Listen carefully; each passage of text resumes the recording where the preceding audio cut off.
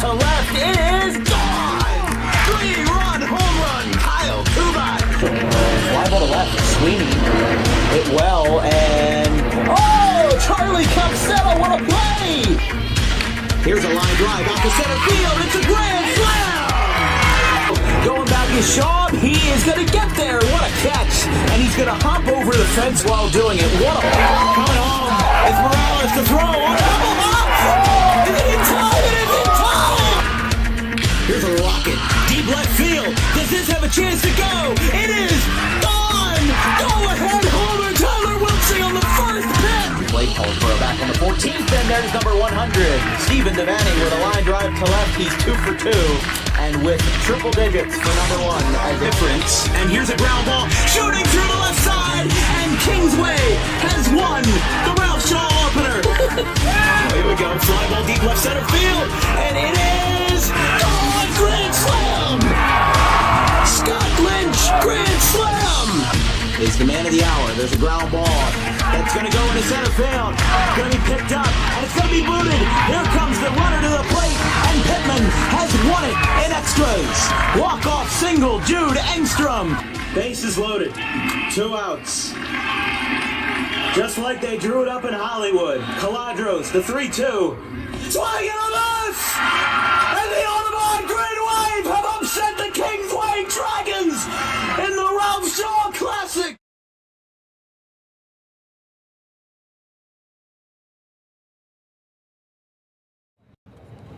Under the lights here in Audubon, it's Haddon Heights and the Green Wave. It's our second game of the night. We just got done with the boys soccer game a little bit ago. I was in a t-shirt and shorts. I made a pit stop, changed the outfit, have the custom Dan Wilkins jersey on the back. This is a great night for some girls soccer. Remember, Audubon's 9-0 this year. They're undefeated, and we covered their first game of the year. And guess what? It was versus Northern Burlington. Northern Burlington scored first. Audubon stormed back to win 3-1. Audubon has not let up a goal since. 42 unanswered goals in the Audubon Green Wave's first 9 games of the year. If you want to include that goal in the first 10 minutes of the season, 42-1. That's otherworldly numbers. But let's just take the focus away from the soccer game for a second, because I'm going to just make a quick announcement. If you haven't heard on our social media already, this is our 200th broadcast on Dan Wilkins Broadcasting. And as these guys get ready to go, I'd just like to say a quick thank you to everybody that has made DWB possible over the past 2 years.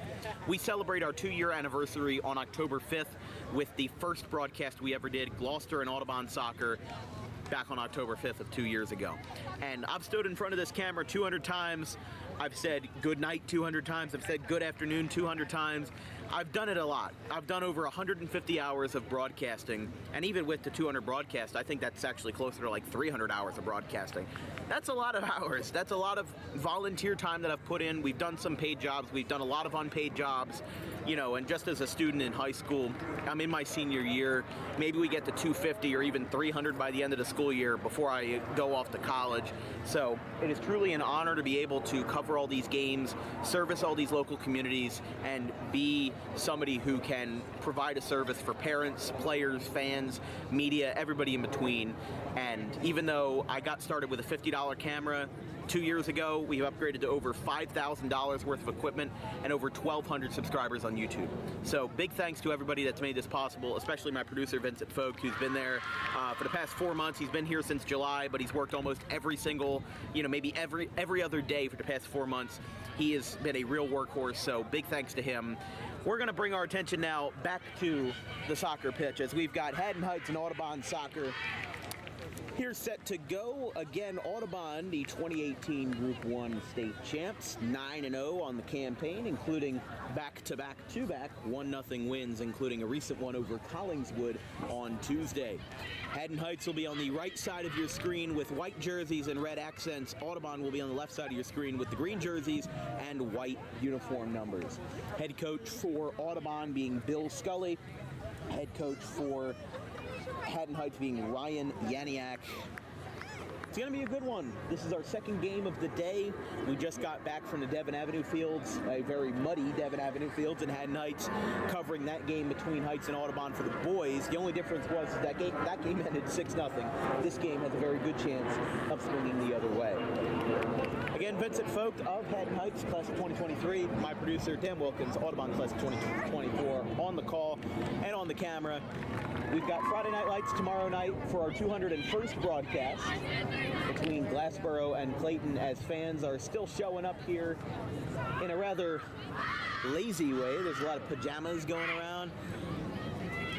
Feels out of character for me to be wearing a thick Flyers jersey and sweatpants, but like I said, I had to make a pit stop, had to go home and change because it was so darn cold over there with the wind. Here we go. Haddon Heights on the right, Audubon on the left. Getting ready to go here under the lights for Thursday night action in the Colonial Conference. Let's go, girl. Setting up and away we go. Haddon Heights immediately goes to number 20, Brooke Felly, the sophomore. Over towards head coach Bill Scully on the Audubon side. Charging is number 7, Molly Sullivan.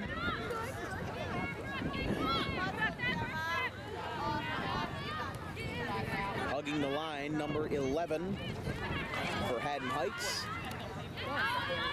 Hold on, our papers are going flying everywhere. Number 11, Allie Agen. Peyton Marone, or rather Emily Powers, the senior, gets it out towards Agen. Erin Connolly gets it along the line and brings it to no man's land. Goes out to number 8, Anna Chupp. Sullivan charging towards the corner, and that's out of play.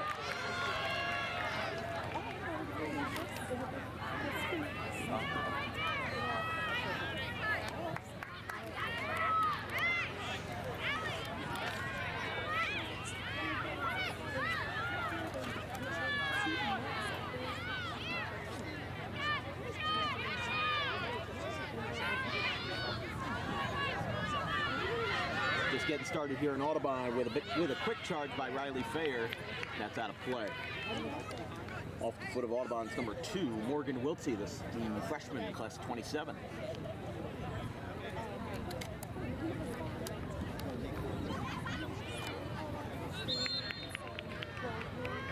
Now, what's interesting is that if you've ever seen an Audubon home game for boys soccer, they set up, the home team, Audubon, sets up on the left sideline, but the girls set up on the right side. So that might just be a personal thing with Bill Scully. They might do things a little differently around here, but we've covered 2 girls soccer games, and we've got one more this year, October 9th versus Woodstown. That will be our last girls soccer game of the season. Off the head of Brooke Felly, comes back down.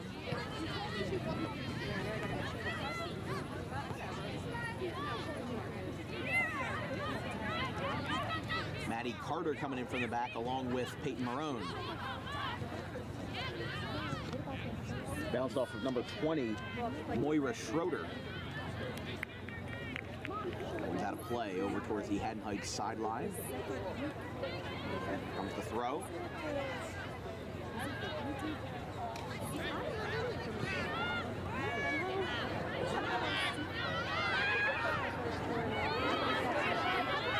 Here comes a drive by Sullivan. She's working against the defense. Here we go for Connolly along the right side. Spinning around a 4 versus 4 battle right off the chest of Felly, and that's out of play over towards the student section. As Erin Connolly working against Gemma Teedy. Had a great rally to get even closer to the Haddon Heights goalkeeper spot. That one is missed by Riley Fayer, but they're going to pass it back out. On defense to number 3, Kylie number 3, that being, I actually don't have a number 3 on my roster, apologies.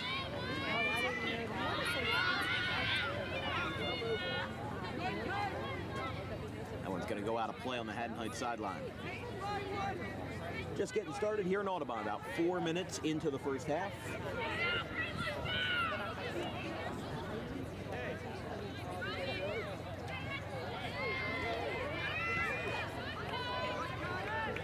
once again goes out to the Heights sideline. Don't forget, folks, our continuation of Friday Night Lights continues into our 5th week with Glassboro and the Bulldogs facing off against the Clayton Clippers at 7 p.m. on Friday, September 29th. And then we're going to follow it up with Woodbury and Gloucester, 10:30 a.m. on Saturday, September 30th.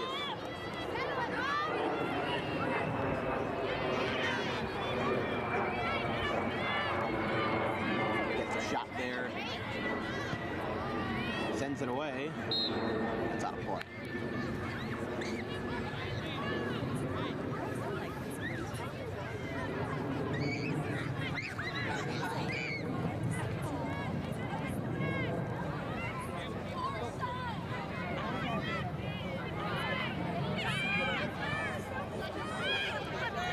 Back out, crossing midfield. Here comes number 3, getting charged up there, brought back by Haddon. And that's out of play.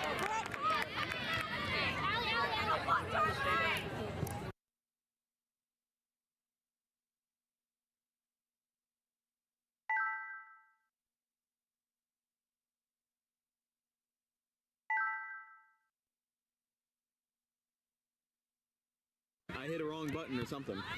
There we go.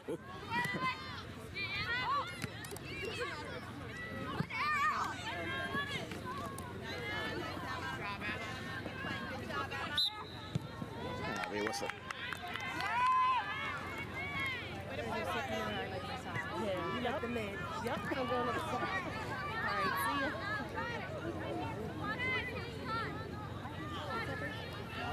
This is going to be a free kick by Charlie Owens.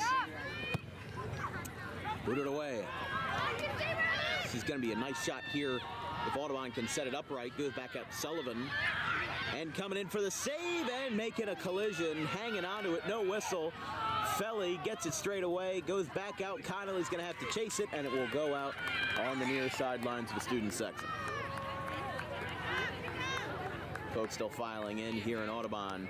Maddie Carter will throw this one in to Connolly.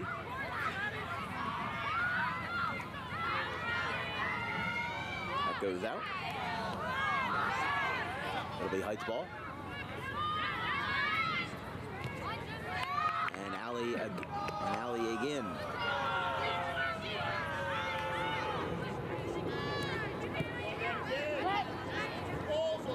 And that's not the ball we were looking for. There was a second one on the field, and Tony Carbone had to bring attention to it. That one goes out to Molly Sullivan with a nice crossover to the left. Setting it up for number 20, Moira Schroeder, off the chest of Connolly. Connolly tries to keep it in play. She will. Brought back out. Carter can't get there. Back out to Schroeder. Guarding Owens. And that one is just going to run left, right, parallel the goal. Great shot by Heights' number 3, Kylie Ferrento.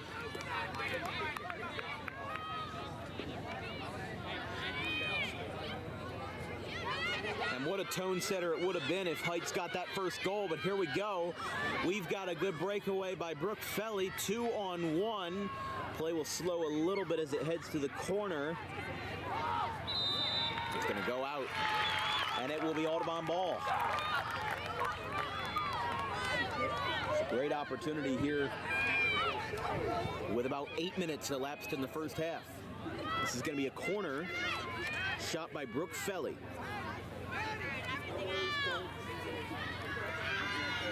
Gab Diorio in the goal for Heights. Here's a good one, headed. Not gonna get there. Heights will thwart it, goes back out to Schroeder, but Carter's gonna get there first.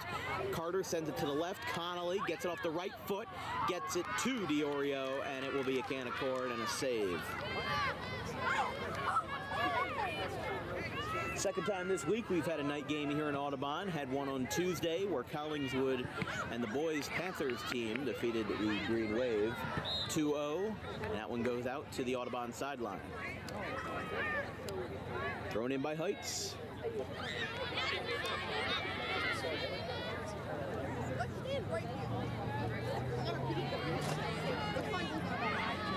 There's a good chance here, sliding, and goes out to Kylie Canaday in the goal spot. Kylie Canaday and Gabby Brooke have combined for a whole bunch of shutouts this year, including 8 in a row for Audubon. Like we said, Audubon allowed a goal in the first 15 minutes of the season to Northern Burlington. They have not allowed a goal since. Not since 10 minutes into the game on September 7th, which is nearly a full month, a good 3-4 weeks on the calendar, have Audubon not conceded a single goal, make that for the full season 42 goals to 1. Truly one of the most dominant performances that I have seen in a long time, and that's not being a homer, that's just being objective. Oh, and going down, that's going to be a whistle on Heights as Molly Sullivan took a tumble, and that's going to be a free kick from a very favorable position here.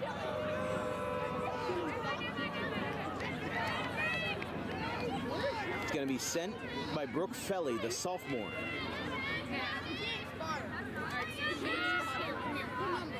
She's the yellow cleats, like look out, she's the second one in. Here we go. Keeps it on the ground. Gets it in! Goal! Green Wave! Kept it out of the air and got it into the goal. Green Wave lead 1-0, make that 43-1 on the season.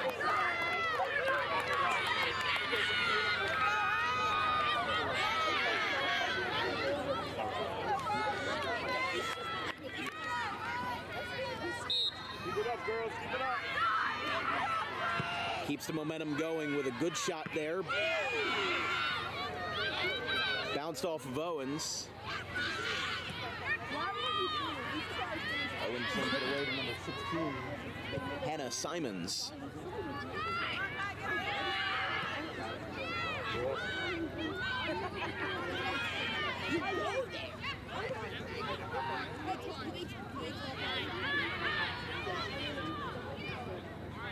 That one's out. This broadcast is brought to you by DJK Roofing, South Jersey's #1 roofing supplier with over 200 5-star reviews on the web. Get a free quote today at 856-778-3900. Just ask for Carmine. Financing options are available. Heights with possession, but with an array of Audubon defenders. That one's going to go behind the goalpost and behind Kylie Canaday. Definitely a good start momentum-wise for Audubon, though, as they got the first goal of the game out of the way right away. They got everything they needed to.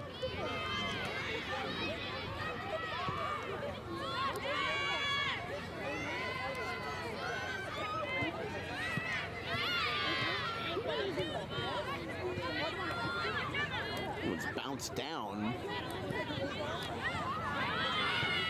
Got an aggressive header out from TD. A packed house tonight. The student section alive and well. There's a lot of the boys soccer team.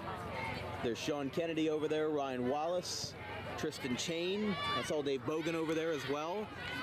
He goes out of play. There's Diggy Hoff. A lot of guys over there in that camp.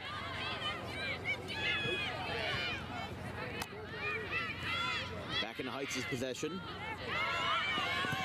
Carter gets the kick, but that's going to go out of play. Here comes the throw in from TD.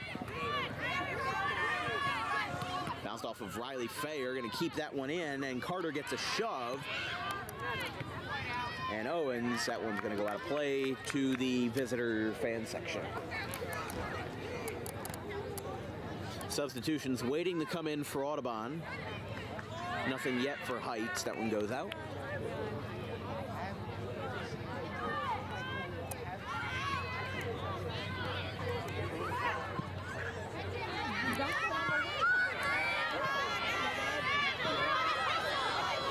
just felt a couple raindrops. That's not good. Yeah, I felt it too. Yeah. There's a couple drops coming down.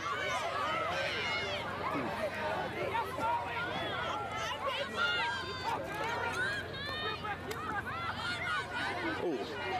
Brooke Felly got in a height sandwich there. Another trip up. Peyton Marone gets the whistle.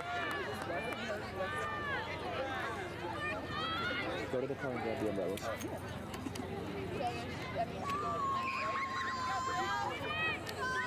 Here's a free kick by Heights. Gets a good one. Marone.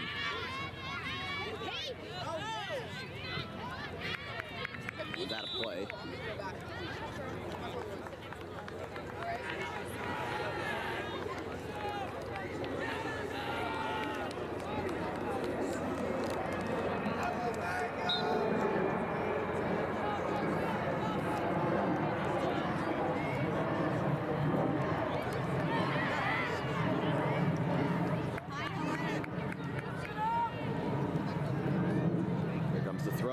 Gets quickly blocked up in the air by Emily Powers. Knocked down, and that's going to be a whistle.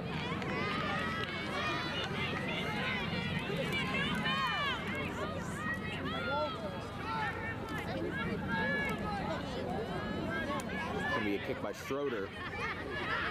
Free kick, mind you.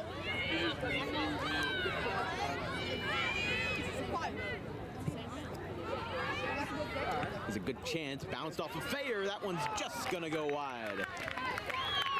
Well, it went into a net, but not the one that we're looking for on the far sideline. Still going to stay 1-0 here as Canada sends the ball off to Owens, who will send this one away with the right boot. Student section goes boom. The ball goes boom. Lands at midfield. Out for Sullivan. Sullivan keeps it on the ground. Runs back out, staying in, but this time rolls out for Macy Madden.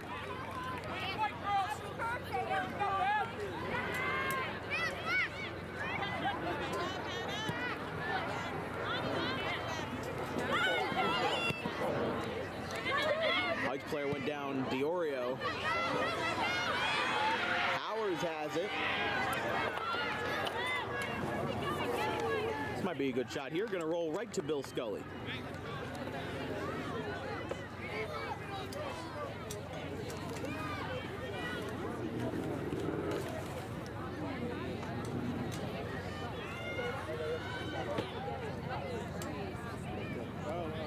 Yeah, I don't feel any raindrops. You got the umbrellas and now there's no raindrops.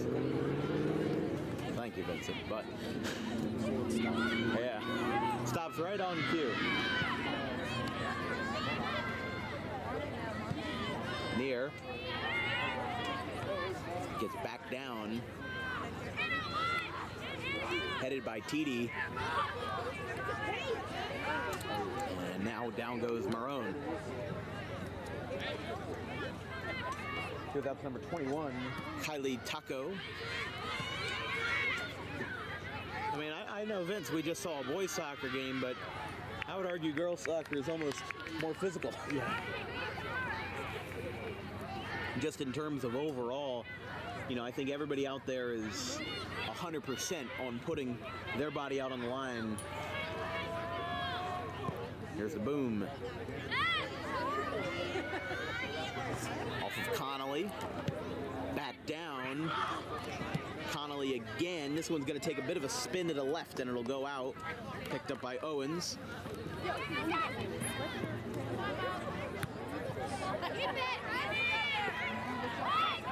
Knocked down.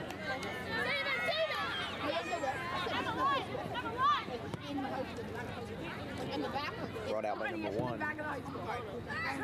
Emma Harris. Yeah, I know. He's not playing right now, no. I know, but he's going to play out there.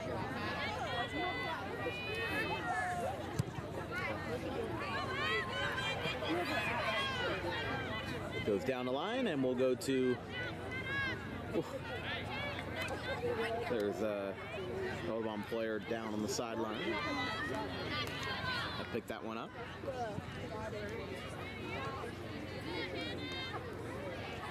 Off of Marone.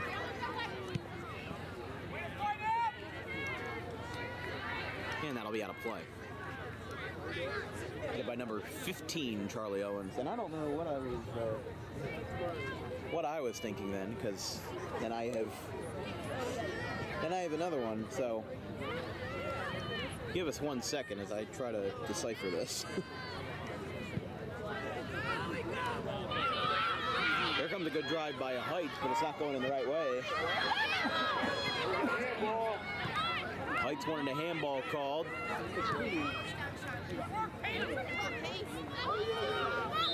Picked up by Ella Clapper, and that's going to be a free kick. This will be sent by number 19, Caitlin Schuster. Riley Fayer tried to get in on that one, and Carter's going to send this one deep into the grandstands, caught by a Heights fan. Love to see the fan participation here in Audubon. That one goes off to Carter. Going to send this one up in the air, down on one hop, headed by Sullivan. Oh, gets knocked down over Fayer. Another hard hit.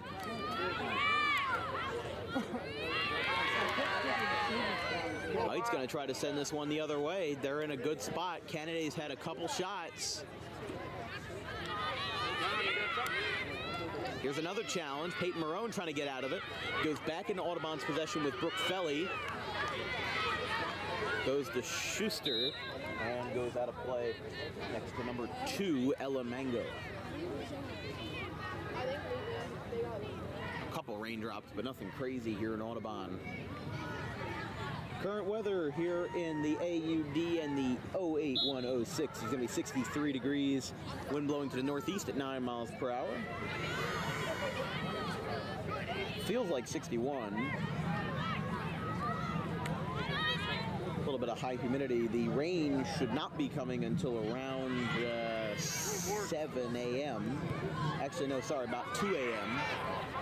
But it's going to be a washout tomorrow. And that was almost a washout into the goal. That one's going to drop. Heights gets it back, but Riley Fayer changes direction.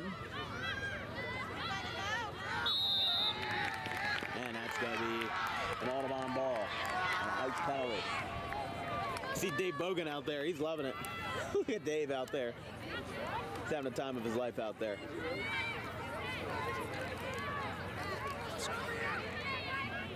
Shout out Dave Bogan.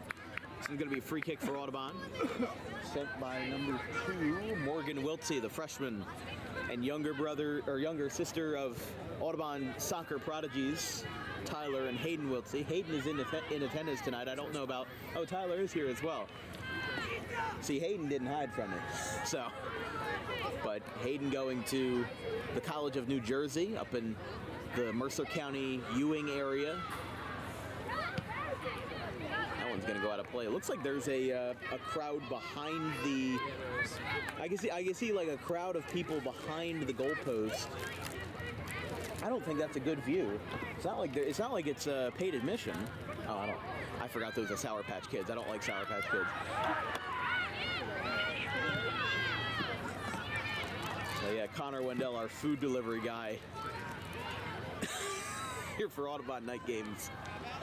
He's given us Chick-fil-A twice, and then he offered Sour Patch Kids, but I don't like Sour Patch Kids. I don't like anything sour. What about the new peach ones? There's new peach ones? Oh, you just have like a random bag, just... Yeah. Okay, fine, whatever. They're 2 for $5. They're 2 for $5? Well, what a deal. Better than paying $6.58. Yeah, I mean, it's $1.58. Good job on passing economics, Connor. That one's going to go to the Oreo on a hop. But we're here in Audubon having a good time here with Vincent Folk. I'm Dan Wilkins with Connor Wendell, our resident lurker.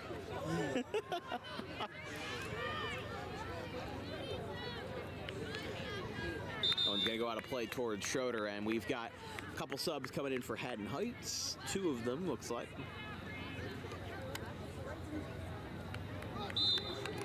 broadcast is brought to you by Garden State Pet Center, the place to be for all things pet related. From the healthiest product choices available to food, cages, accessories, and more. Visit today in person on the 200 block of Whitehorse Pike in Audubon, or visit online at exoticpetsnj.com. And by exotic, yes, they do sell reptiles and small animals. Still haven't gotten the reptile yet. I have not gotten my reptile yet. You're right, Vince. Although I do want a bearded dragon. I don't know how I would take care of it, but I want a bearded dragon. Now, Connor, on the other hand, he's not here right now. He disappeared. Oh, he's over there. But he not only has a bearded dragon, but he also has 5 snakes in his house. I think he has 5 snakes, and then I think he also has a dog. So the most normal thing out of all of that is a dog, a bearded dragon, and 5 snakes. But yeah, that is a perfect tie-in to Garden State Pet Center. It's gonna go over to Taco, or to Wiltsey rather. Now, this one's sent away. About 15 minutes left in the half.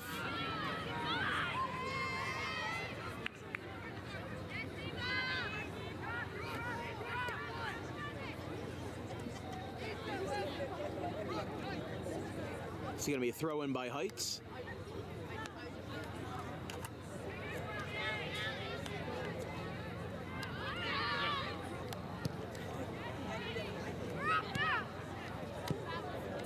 That one is way up.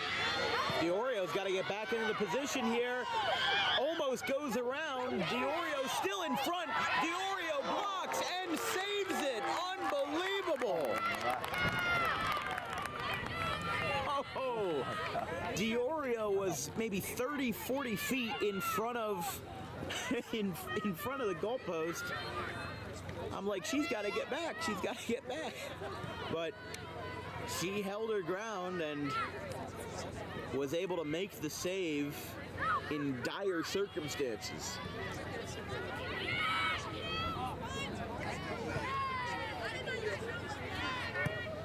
Carter is going to send that one out.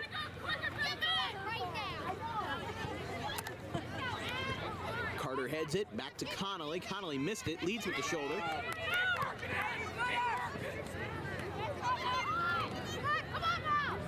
Nice opportunity there. Here we go.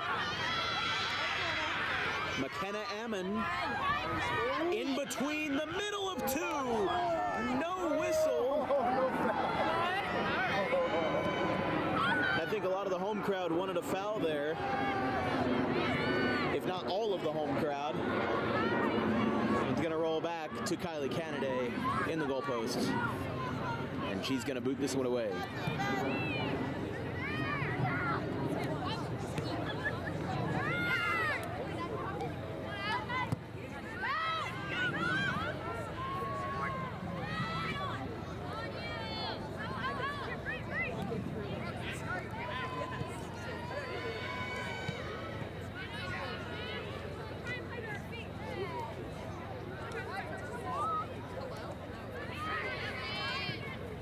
Here's a good shot. That one's blocked. Carter trying to come in with it, rather Felly.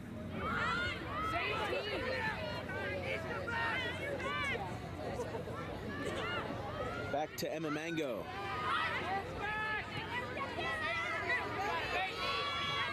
Agin not gonna get there.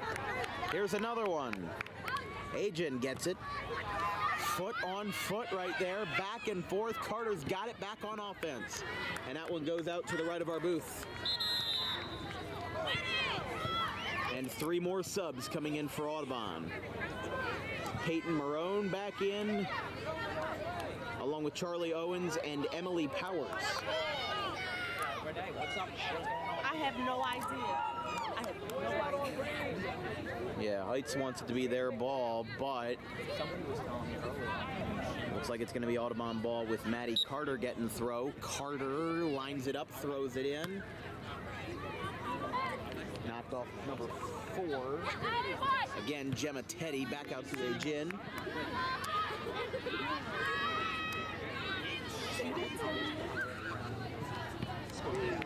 Gets blocked.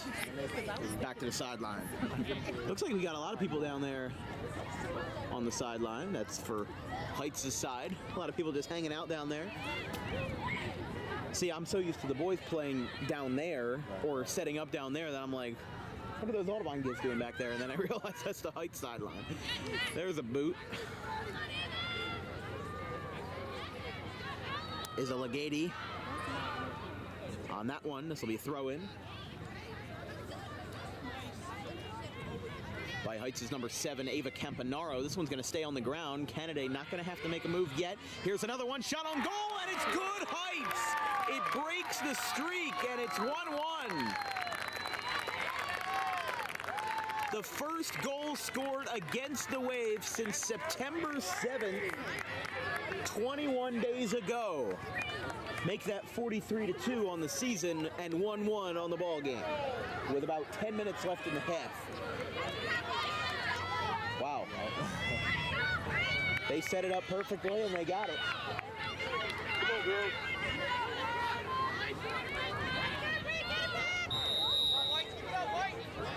Off the foot of Ava Campanaro, number 7. Emily Powers with a knee brace on her right knee.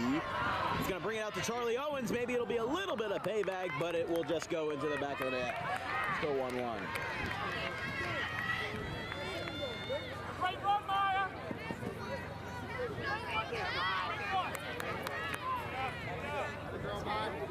Are we pretending? Not pretending. Here's the kick by Haddon Heights. Back to Ajin. After going off of TD. Stays in long enough for Maddie Carter to grab that one. Spins right around in the backfield. Isa Legati. How are you? Sullivan down the line. Goes to Owens. Owens going to try to set it up through the middle. Not going to get it. Here's a boot. Off of Egan. Actually just missed. Carter's going to get it straight up in the air. Tried to double head it. Goes off shoulder to shoulder. And that's out of play. And we've got 2 more subs coming in, including number 20, Moira Schroeder, for the visitors. It's currently 1-1, about 8:30 left in the half. You're watching coverage of Colonial Conference Soccer at night, the nightcap of this doubleheader here on Dan Wilkins Broadcasting, and our 200th broadcast since 2021. Big thanks to everybody for coming out tonight and supporting us on this milestone in our journey. Fighting in the corner with Schroeder and Marone there. Again, a couple more raindrops coming down. This one's going to be a setup, and Canada is not going to get that one. It's to the right of the goal post.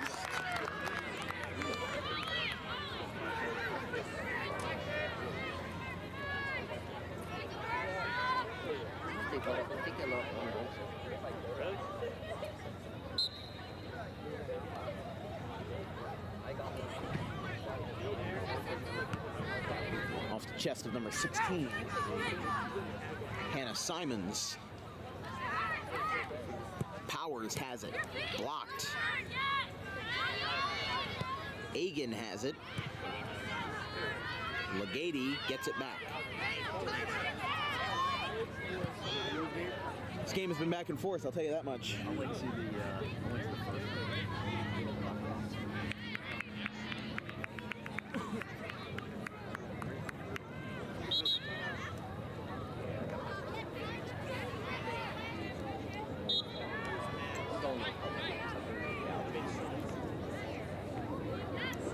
Headed.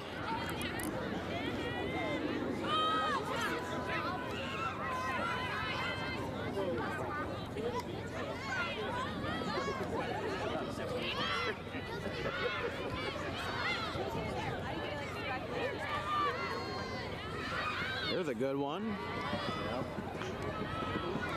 Schroeder running in the corner, and that's not going to get it. That one will also go out. Throw in by Heights.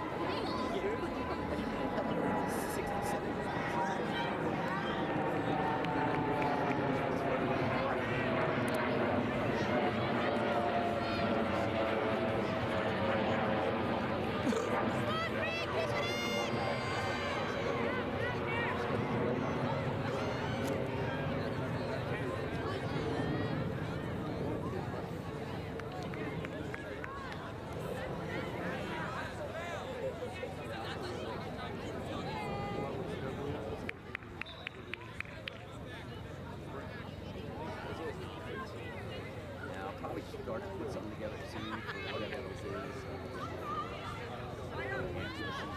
is. To be sent away by Isa Legati.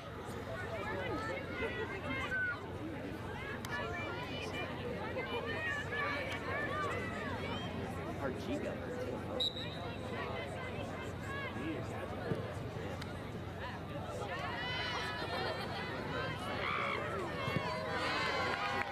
That one's gonna go out, and it's gonna just avoid going to the rain garden. Throw in by Audubon.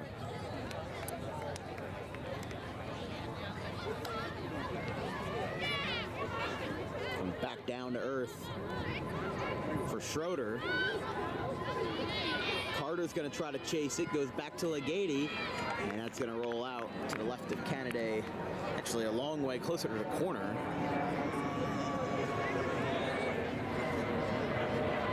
This will be a goal kick.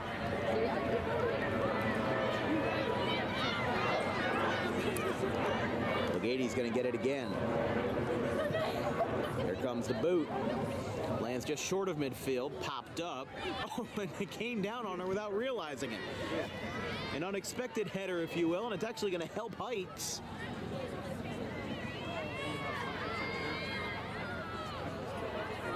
And that goes out off the foot of Ella Mango. Another substitution coming in for the visitors.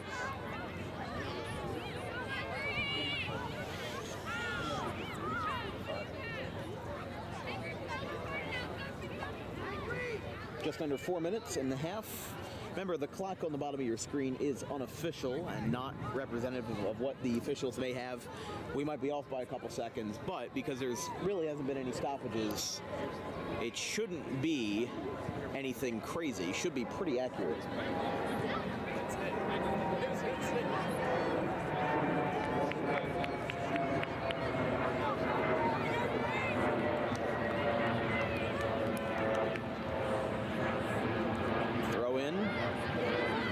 Out to Heights' coach. Throw in Palooza here. Back and forth. Bill Scully giving commands. We're going to try this again with Heights ball. Audubon's going to get possession back, but it goes just past Morgan Wiltsey and out of play. Here comes the throw. Powerful one by Marone. Or, excuse me, by number 21. That would be number 21, Kylie Taco. That one's going to go out towards the corner. And it's out. It's going to be Audubon ball here.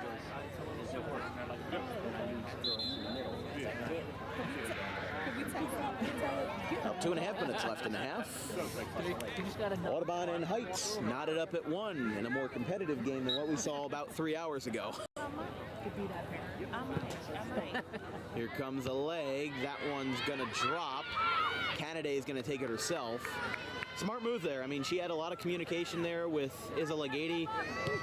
Was telling her, hey, I got it. And, you know, we saw a lot of times you see just a lot of teammate contact when there's really none needed.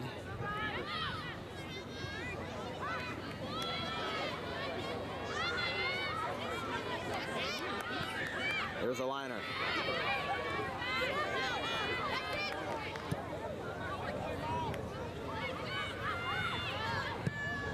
Schroeder with a long boot, and it just missed. That would have been quite the spectacle if she could have gotten that one in. Some very light raindrops coming down, so light that I can't even feel them. Like they're not even making anything wet. They're just like you can see it in the lights, yeah. But I can't even really feel it. It's like kind of raining sideways, but not that much.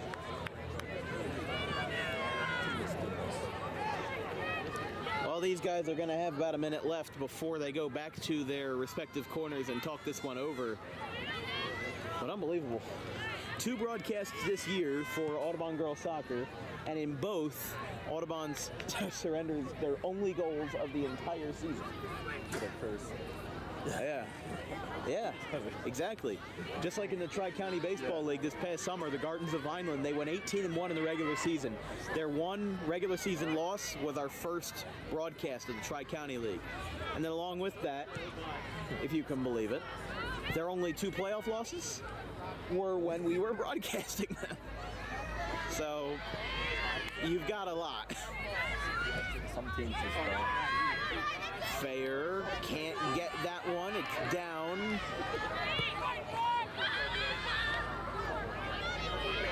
Off the head. Here we go. Gonna go along the sideline. I told you girls soccer's physical. Oh, yeah.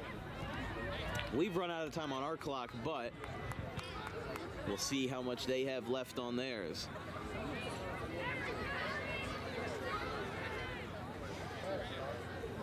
Here comes the throw.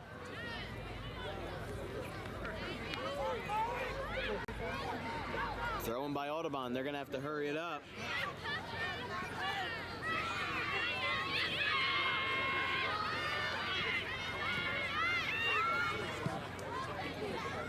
That's out of play to the Audubon sideline. Emily Powers on that one.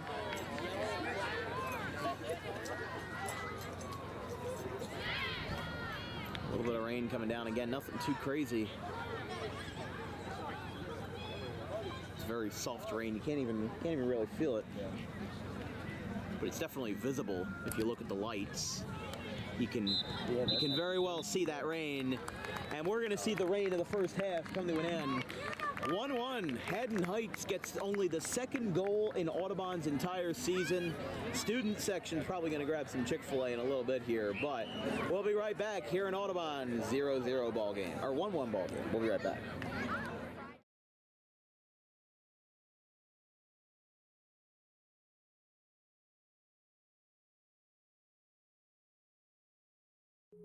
DJK Roofing is an American-known company that cares about our customers. We answer the phone 24 hours a day, 7 days a week, and offer financing options to keep cash in your pocket. Even in our busiest times, estimates happen within 24 hours if needed. Most jobs can be completed in 1 day. Our measurement techniques ensure accuracy, so there are no extra waste materials when we replace your roof. We treat our home like it's yours. From the biggest to the smallest jobs, the owner will be on site to oversee the operation. Our employees are not permitted to smoke on jobs, and cleanup is so good that it might be cleaner than when we arrived. For all your roofing needs, call DJK Roofing now.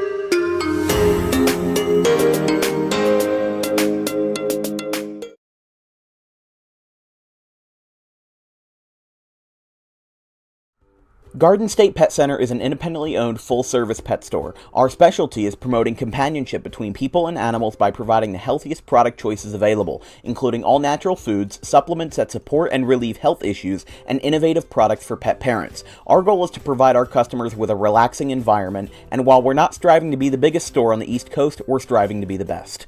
No other pet store will make you feel at home like we do. At Garden State Pet Center, we view pets as members of the family. We don't believe in fast, high-pressure sales, but instead matching up the right pet with the right owners, as you are making a lifelong commitment. Together with our team members, we would like your visit to our store to be both enjoyable and educational. Simply drop in and take a look around. View the birds, reptiles, small animals, toys, food, cages, and miscellaneous items. Learn of the services we have to offer and decide for yourself if this is the store you'd like to call your home away from home. Victor Santucci, owner of Garden State Pet Center. Visit us today at 226 South Whitehorse Pike in Audubon, New Jersey. We're open 7 days a week for all of your pets' needs.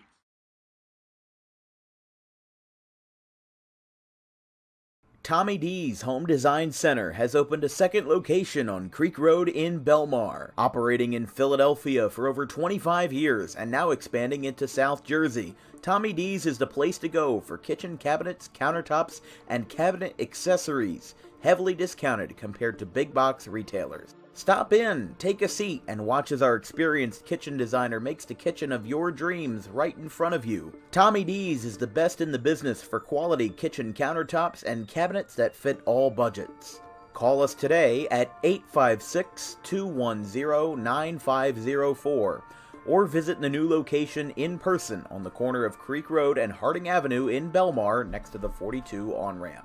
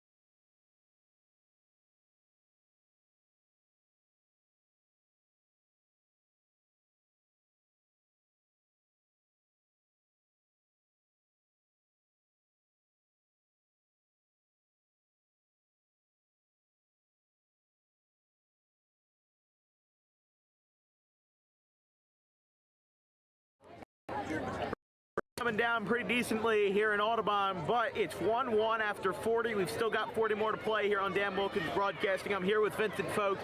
We just took our group pictures over at the over on the far sideline because it is our 200th broadcast tonight. We're having so much fun. I'm having so much fun. This is our second broadcast of the night. Couldn't really care. And not about the game. I care about the game. The fact that, we're just having fun. We're just here to put on a good show for everybody. And, I'm just happy to be here. So let's get some more Colonial Conference soccer.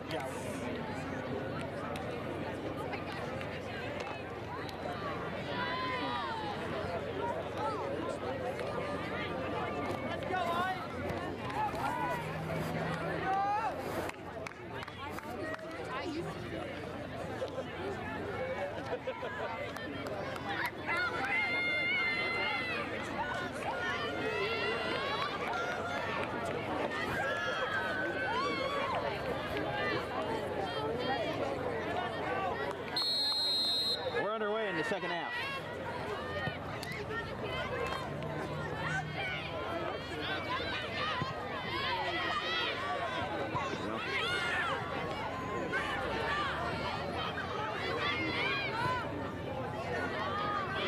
I've told Tony Carbone this several times. There's 3 guarantees in life: death, taxes, and rain in an Audubon night game. It's bound to happen. It always happens. Run from it, hide from it, the rain comes the same. Now, it's not that bad. Obviously we don't want our equipment getting damaged or anything, but in terms of the severity of the rain, we've had some games that have been just outright downpours and they've still played. As long as it's not lightning or anything like that, we're good. As long as there's no, thunderstorms out there, then we're good. But this is it's a very slightly inconvenient mist, where if you were just going out for an evening jog, as long as it wasn't hitting you in the face, wouldn't really bother you that much. But just because of where we're at, and we're just sitting here, my paper got wet a little bit, so I gotta put that away for a little bit. That's kind of where we're sitting right now.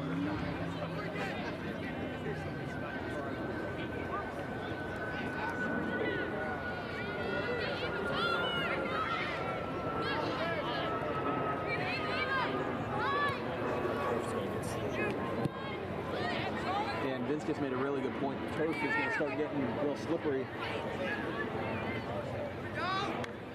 It's not taken care of. I mean, I'm doing it myself right now. Yeah. Oh, look out, look out. That one's going to bounce. And it goes right to our right. I almost We've got some great heroes to both of our sides, keeping the ball out of the booth. Schroeder's going to try to keep this one in play. That one's out. That's going to be Heights' ball.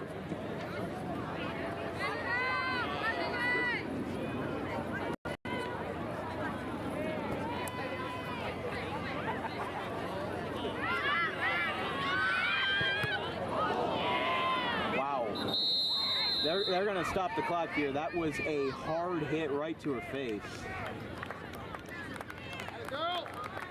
That being number 16, Hannah Simons.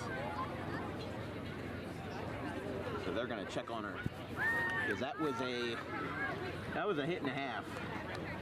Luckily, she is okay, or at least we think. Liam Corbell's coming out.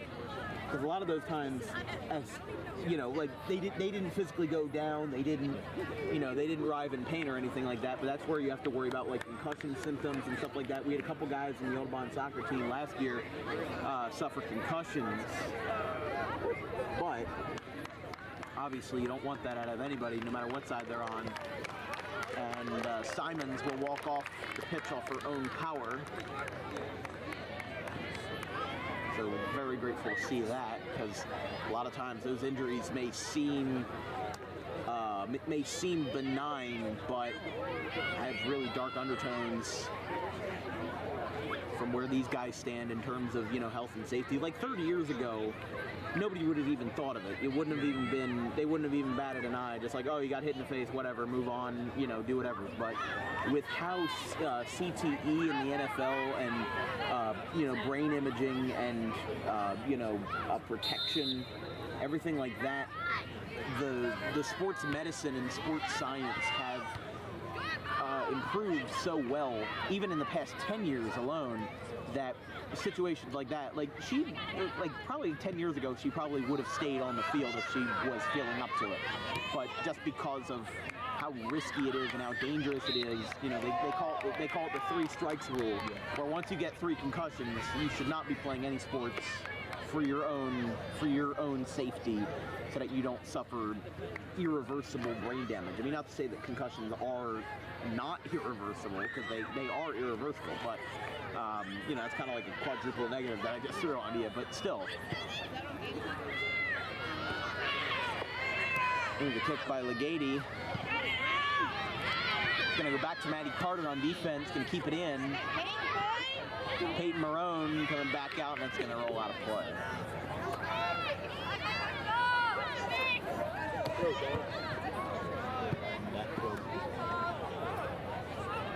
Throw in. Heights player gets knocked down, and that's going to be a penalty on second. They called it. Wow. They called it a corner. Wow.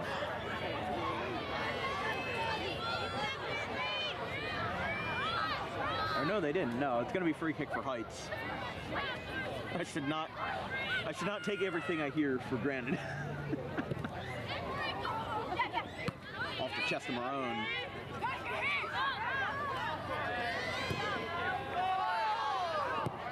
Goes to Carter. Oh, it's going to get past Diorio, and she's going to hang on to it. Oh, my. Did you hear the roller coaster in the last 2 seconds go up, down, and up again? Oh, my. That was as close as you could get to a whoopsie goal. Oh, man.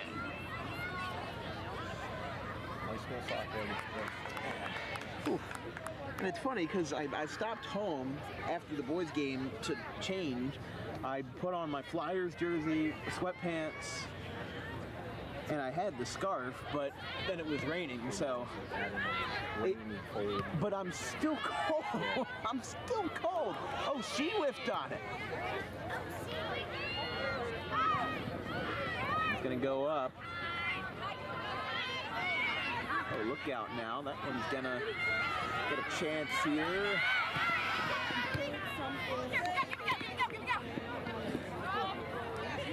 Morgan Wilkins fighting hard. Up, away, and out of play.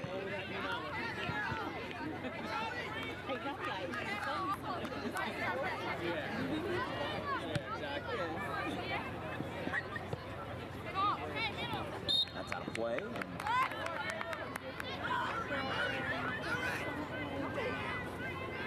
Down goes number 7, Ava Campanaro, who had that first goal for Heights. That one's up, and it's going to hug the line, and now it's called out.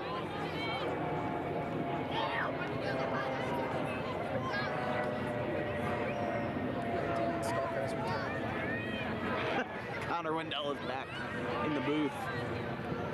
1-1 here in the second half. About 34 minutes left. Got to find something on our program to make the time count upward, because that's what I'm used to with soccer, is the time counting upward instead of down. But that one swatted away by the ref. It got blocked. Still 1-1. Without a play. So earlier, while you were out, we were talking about the bearded dragon and the 5 snakes. Am I missing anything else? Bearded dragon, 5 snakes. The fact that you have to think about it. Oh, six turtles. 5 or 6 turtles. All right, so right now the count is 12. Wait, hold on. 5 or 6? 5 or 6 turtles. How do you not know how many there are? I don't know. I don't know. 5 or 6 turtles. 7. Here comes Morgan Wilkins on the short sideline. He's going to go over to McKenna Ammon. It's going to be set up by Powers, or rather by Sullivan. It's going to drop. Haddon Heights is going to keep it in play. Connolly with the header right to DiOrio. Man, can't get closer than that. Wow. That is high in the air. It's going to take a weird backspin, bounces off of Marone.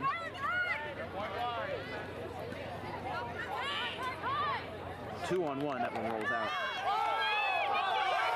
Ooh. Well, first of all, it's a female ref, not serve, but that one goes out. They did not like, Heights did not like that call. We've got a Heights student section to our left. We've got an Audubon student section to our right. It's just like working the basketball games all over again. But they did not like that call. Here comes the throw.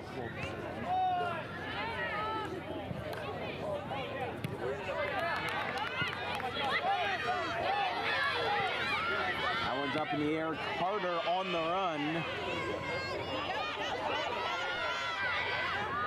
That's a chance, but that's going to go out towards the corner.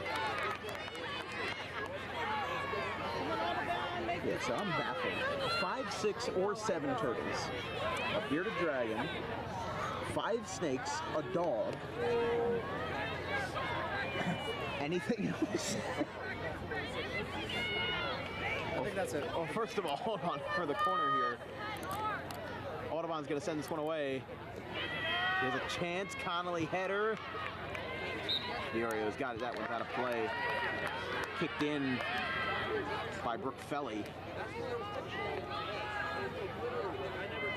So 5 snakes, bearded dragon, dog, 7, plus either 5, 6, or 7. So between 12 and 14 pets. That's incredible. that is truly incredible. And I don't know. You guys have to spend like $1,000 at least a month on like pet food, because turtle food is hard to find. You just feed them greens. You just feed them greens? Yeah. And fruit. And dog food. Like wet dog food. Turtles also eat wet dog food? Yeah. Now how about the bearded dragon and the snakes? Greens, and the snakes eat mice. The snakes eat mice? Yeah. They don't look And big worms. enough to eat. They don't look big enough to eat mice, but wow. I'm learning something new every day. Snakes eat mice. Now, that probably, for those that are watching at home, that's probably a common fact that I just didn't know because I don't watch Animal Planet. But Maddie Carter from the defense gets that one almost to the goal. But McKenna Ammon rushing. No, that one's out.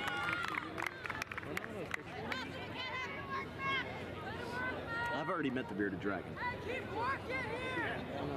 I imagine there's just like a pet room that like has all the turtles, has all the snakes. No, the turtles are outside.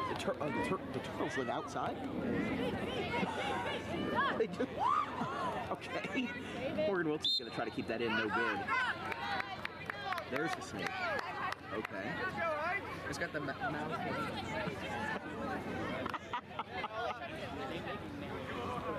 For those watching at home, we are having fun here at DWB. That's our goal. Hopefully everybody else is having fun on this wonderful Thursday night.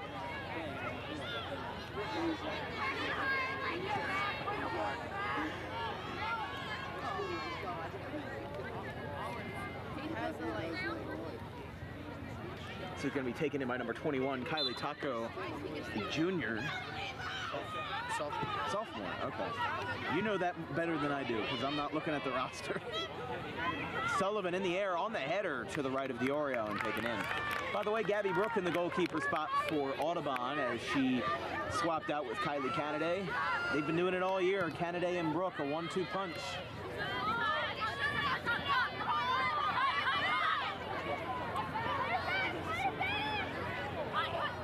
Schroeder, that's going to hug the line and it's out of play. Throw by Taco, goes in. Carter.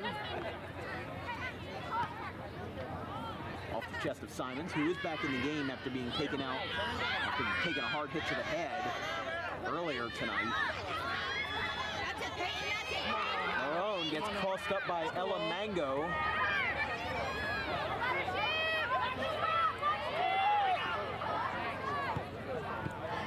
Oh, that one's blocked. Oh, it goes past her. Here's a chance. No, it's going to go to the left.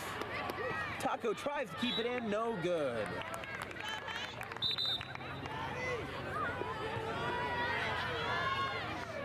With that ball being a little bit wet from the mist coming down, although it has lightened up. It was decent during halftime. Not JV night game. No, not JV night game, but there was a decent amount during halftime.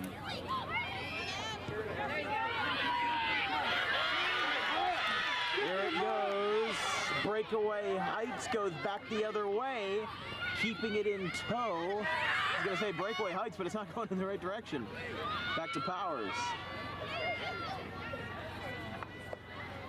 Number 8. That being Anna Chupp.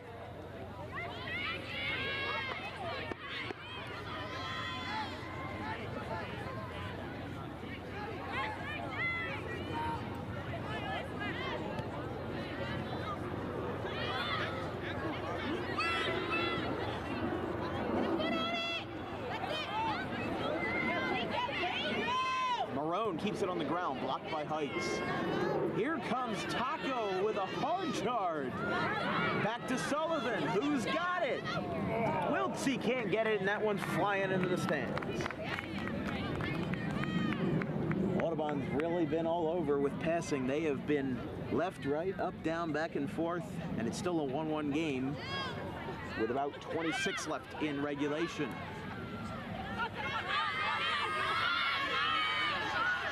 Here we go. Boom. Legati. 3 Heights defenders back there, 3 Audubon defenders, evenly matched. Marone gets crossed up. Back to Felly.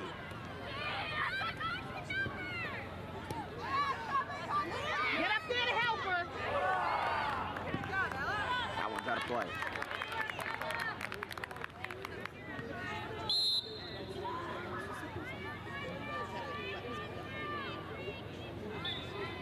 This is going to be thrown by Taco.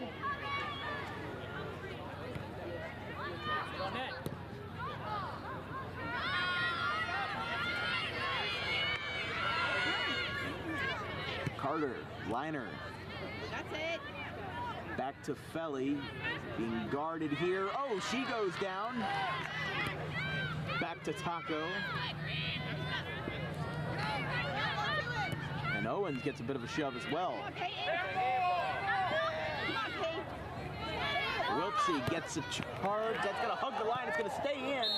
And now whistle's blown. The camera, like...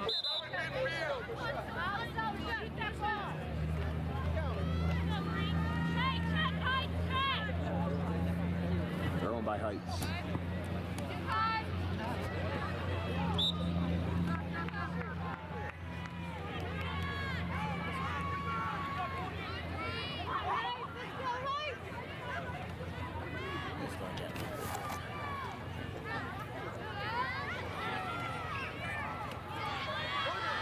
Keeping it to the corner. That one rolls out. It's going to be Heights' ball for Simons. Throw in. Okay, now, excuse me, that is kind of Simons back there. Is that a play?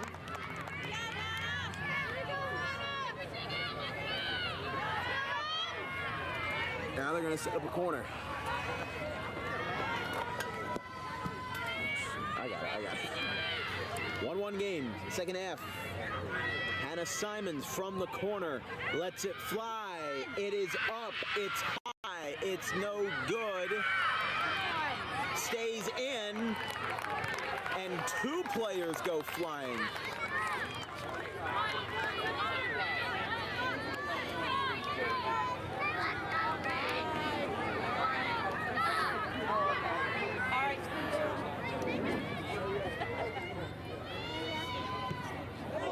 Schroeder with a shot, can't get it. Brooks Wilkins got a challenge. That one is up and away, and that one is just barely going to stay in the yard over to the Red Rocks. We saw a couple times during the night game, during the JV game, the hero of the game was a guy that got out of his car from the Goodwill to throw the ball over the fence. That's one of the funniest moments I've had in a long time in broadcasting.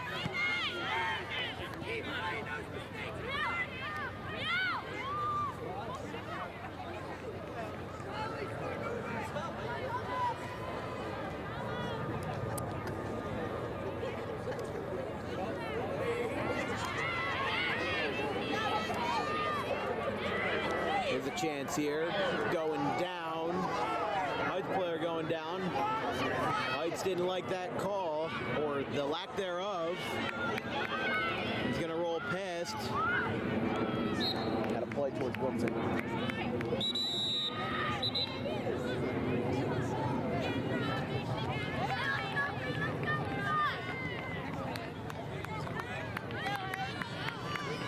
That was passed towards Caitlin Schuster.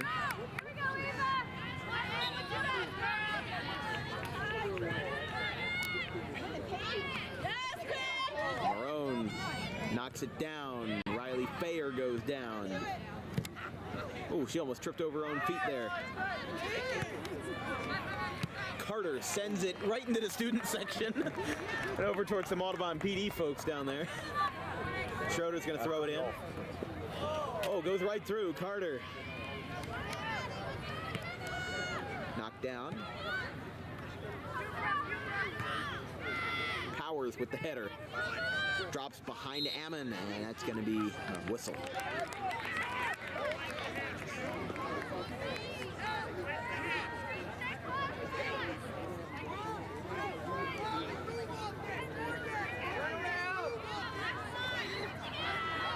Going to be a free kick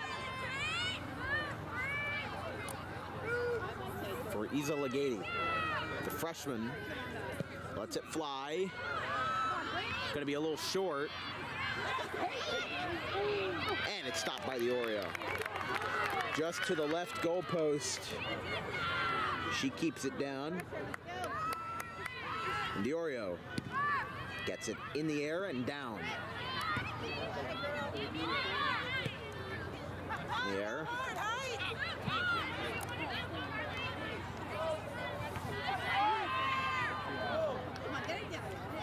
Carter keeps it on the ground. Still a lot of headers here in this last couple of minutes. Connolly.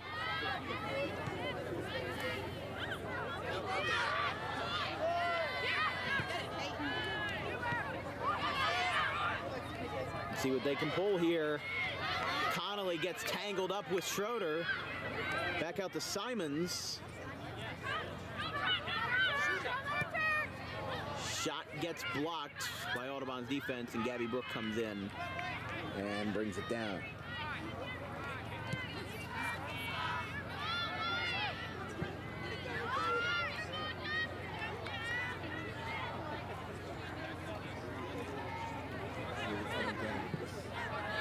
Yeah, mist coming down a little bit here in Audubon. Nothing too crazy though, just a little bit of mist. It's the same kind of mist we've been dealing with for the past 3-4 days. It's not even heavy rain, it's just this really light, mildly inconvenient stuff. Marone goes down, gets back up quickly.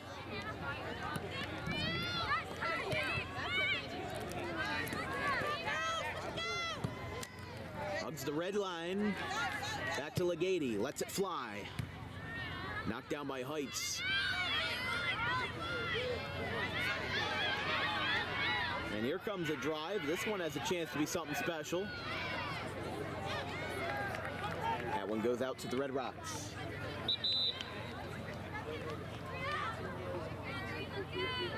With Caitlin Schuster on that one as well.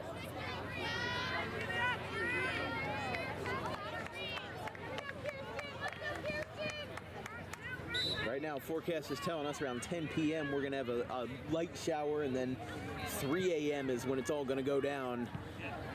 But I swear, this week we've only seen the sun one day this week, and that was yesterday. But what did I say in the first half? There's 3 guarantees in life: death, taxes, and rain during an Audubon soccer night game. Heights is going to drive this one to the corner. Here comes Morgan Wiltsey. No whistle.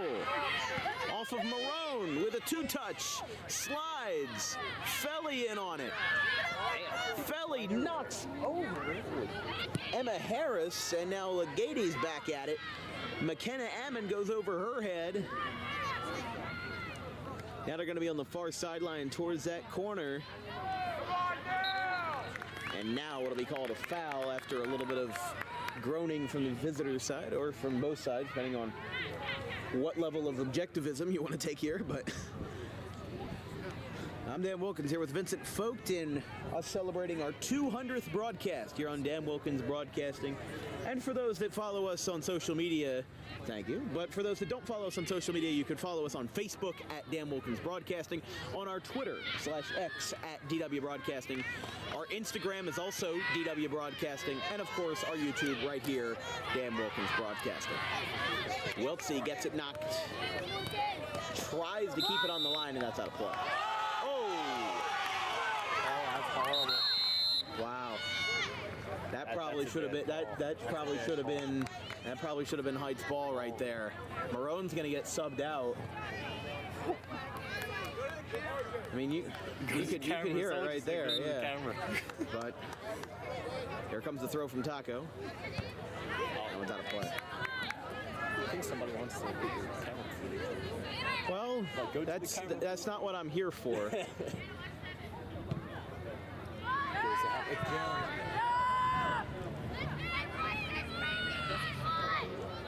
And that actually makes me more upset than the actual call itself, because I'm just here to provide a service, not really here to give bad takes or anything like that. But because people, you know, a lot of people sometimes, like we've had games like with travel baseball, where like maybe the umpire made a bad call and somebody, like there was an enraged parent that said, "Oh, go check the footage, go check the camera." That's not what we're here about. And you know, to put it on a serious note, I know we've been talking light stuff here this evening, but you know, there's some people that just say that they just pass the blame off to the ref and they put it onto me and be like, "Oh, check the camera." That's that. Oh, whoa! Hold on now. That is wow. So I think that both Heights and Audubon are upset about that call for different reasons. And again, it's extremely disrespectful, the fact that people are asking me to check the camera, because I provide just a service. I am just here to record the game for the parents and the fans. I'm not here to be your scapegoat for whatever the ref doesn't show your way.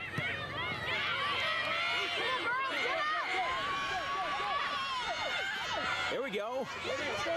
Sullivan, that's going to be set up, but Heights is going to get it back in their possession.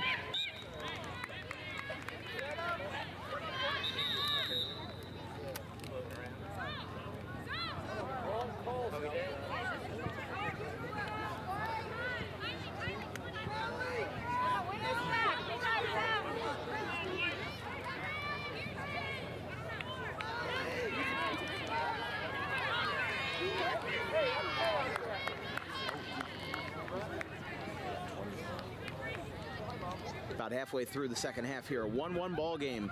Electric crowd tonight, even though a lot of the blame's being dumped off to me, which I certainly do not appreciate, but this is why I cut back a lot of my games in some cases. But one's out of play. Taco's gonna throw it in. Brooke Felly.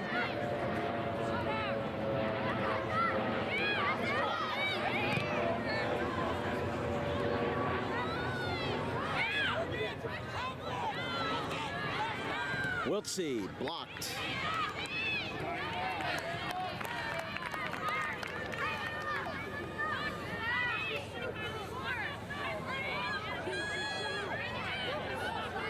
This is going to be a corner throw. It's going to go right back to Taco. Going to wait a little bit, comes down. They're keeping it up. Diorio with two hands makes the save to her left. Right over the shoulder. With a good relay by Legati.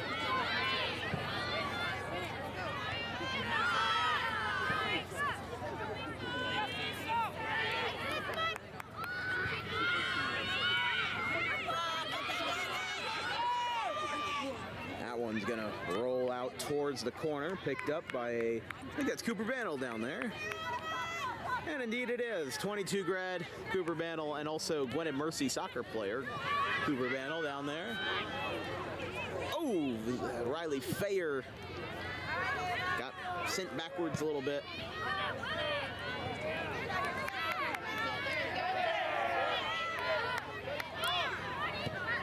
That one's out.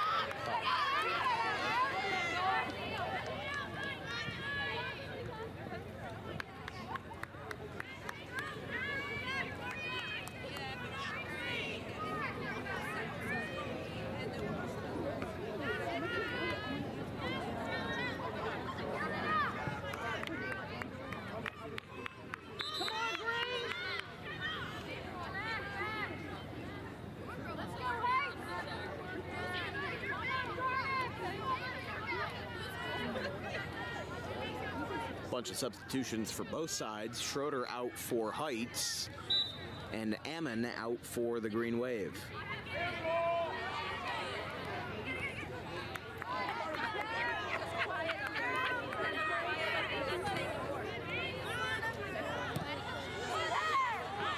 Off of Sullivan. Back out. Fayer tried to run up, couldn't get it. Picked up by Diorio.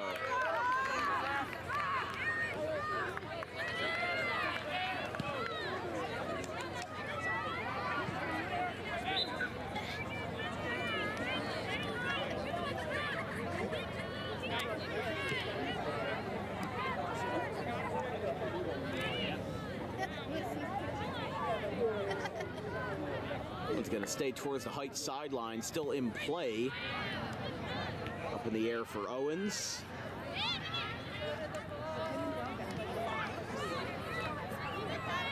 A lot of headers back and forth, ball staying with a high arc and high trajectory.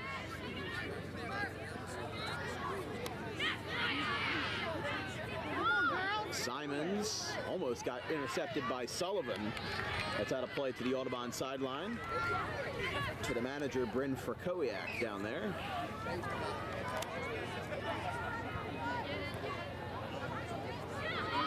Come on, girls, get up there. Diorio way out of the box, but she got it. About 10 minutes now left in the half. Still tied at 1.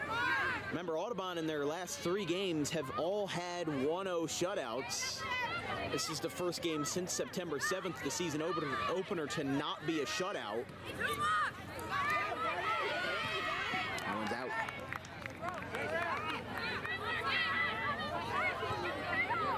Still back in, Connolly. Oh, down goes Legati, or rather Wiltsey. That's out of play.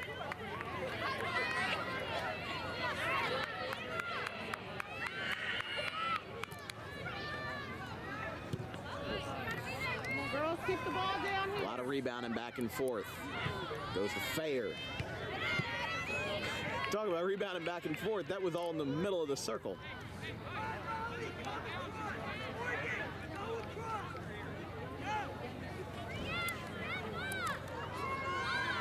Throw in from Audubon's side with Carter. It's going to bounce, and it's going to, well, there's no scorer's table down there, but if there was, that would be where it would land. They have one down there for the boys game. Not sure why there's no scorer's table for the girls. Oh, hold on, Diorio's got it before Connolly could get a leg under it.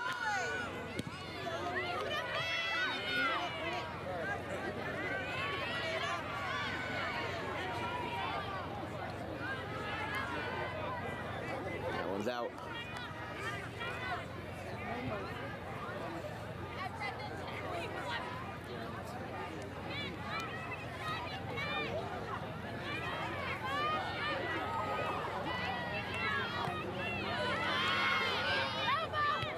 on the air. That one's going to knock down for number 3, TD.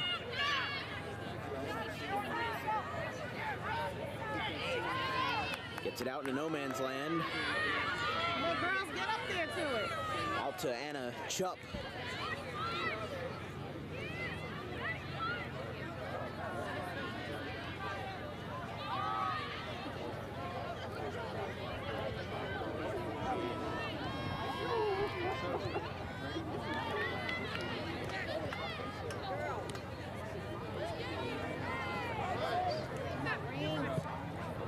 There's a shot. Wilkins coming in hard, goes back to Diorio. That one almost missed her. Sullivan and Connolly going together. Connolly's looking for it, double header. Popped up.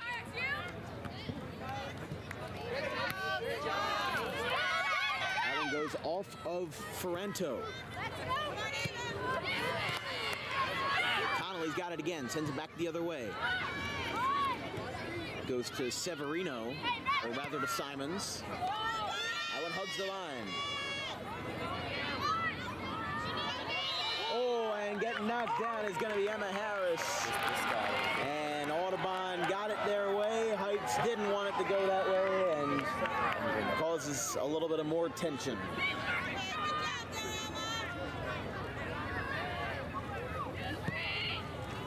Legati sends away the kick.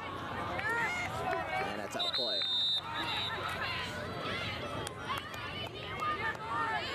McKenna Ammon coming in for Audubon, along with Emily Powers, the senior.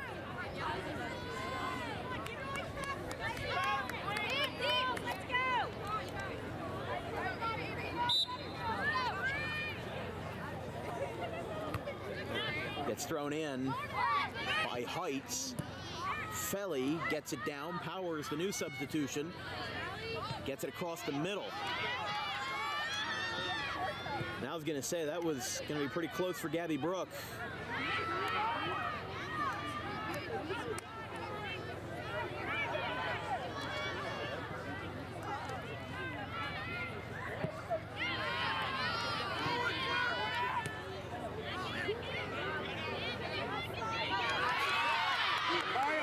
There we go. Gets stopped. Fair goes back to Simons on Heights side. Carter's gonna have to defend with her back against the wall, and whistle's blown. That one's out of play. Carter with a quick throw back in. That one's past Legati.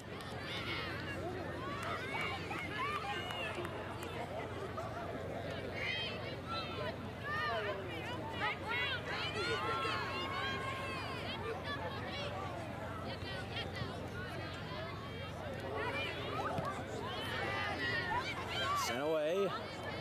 Heights with a circle of defenders around there, goes back to Owens, but the whistle's blown before she can get the kick off.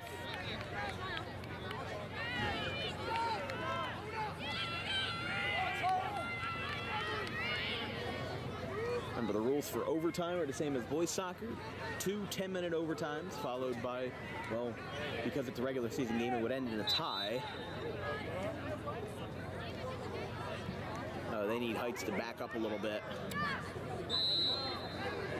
for the free kick. By Legati, it's up, it's away. Legati again, back to Fair. Set up to Powers. Powers gonna try to bring it the other way. 2-on-1.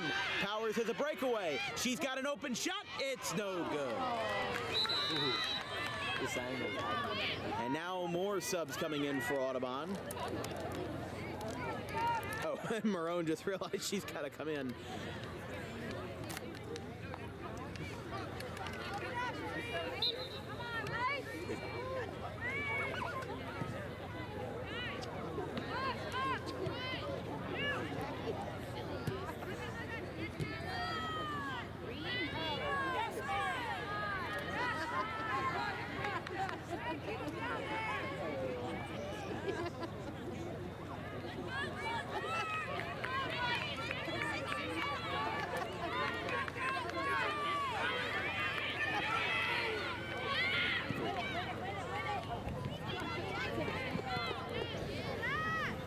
stays on the ground. Carter sends it away.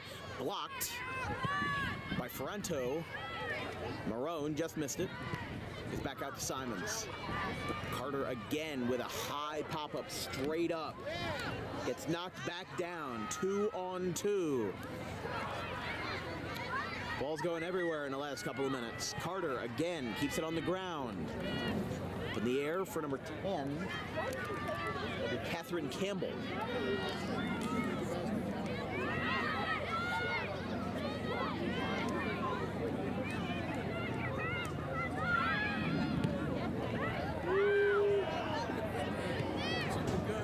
Powers on that one.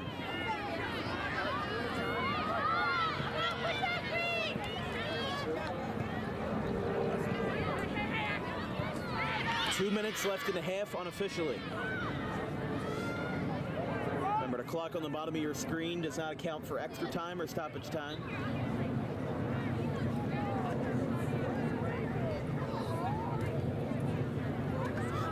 Well, I've been doing this a while. I mean, I've been here since, or I've been about 3 o'clock. I got the hike, so 5.5 hours. We've been hanging, but we've been hanging in there in the cold and windy weather. Here comes Powers at midfield. They've got a charge before the OT break.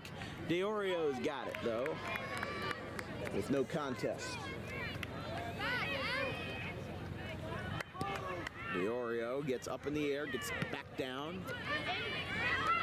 Marone gets past Ammon, and she just sent that one straight into the height student section.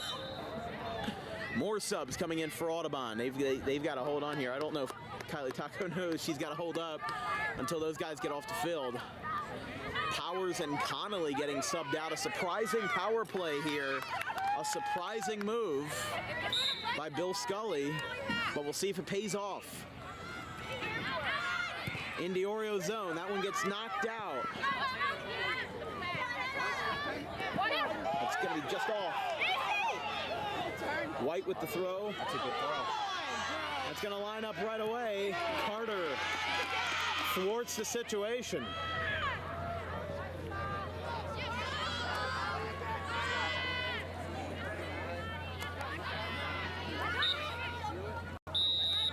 That is regulation. We're not done yet. We're going to have a 10-minute overtime break. We're going to take a quick break. We'll be right back. 1-1 after 80. Not enough here in Audubon.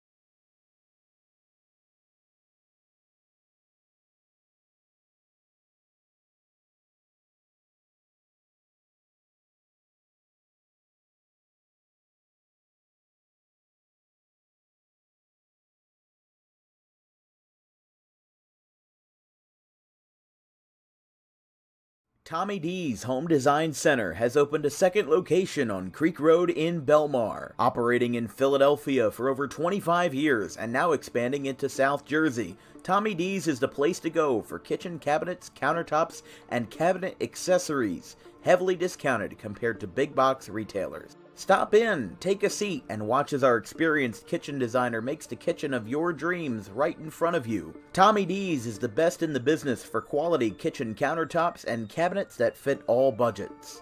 Call us today at 856-210-9504 or visit the new location in person on the corner of Creek Road and Harding Avenue in Belmar next to the 42 on-ramp. DJK Roofing is an American-known company that cares about our customers. We answer the phone 24 hours a day, 7 days a week, and offer financing options to keep cash in your pocket. Even in our busiest times, estimates happen within 24 hours if needed. Most jobs can be completed in 1 day. Our measurement techniques ensure accuracy, so there are no extra waste materials when we replace your roof. We treat our home like it's yours. From the biggest to the smallest jobs, The owner will be on site to oversee the operation. Our employees are not permitted to smoke on jobs, and cleanup is so good that it might be cleaner than when we arrive. For all your roofing needs, call DJK Roofing now.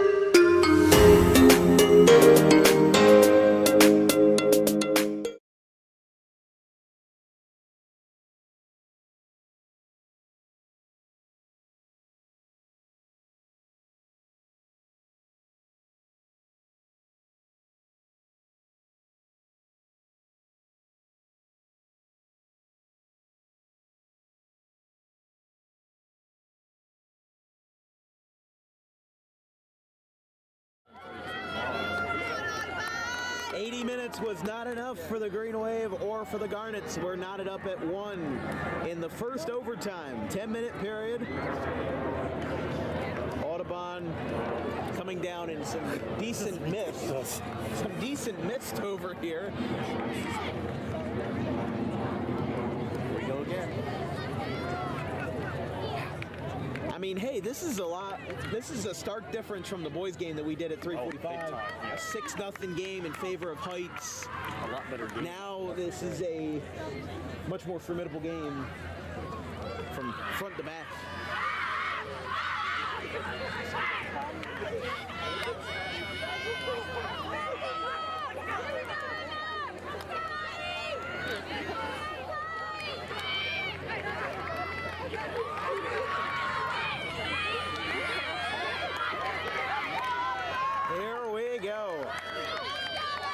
Everybody, most people on their feet.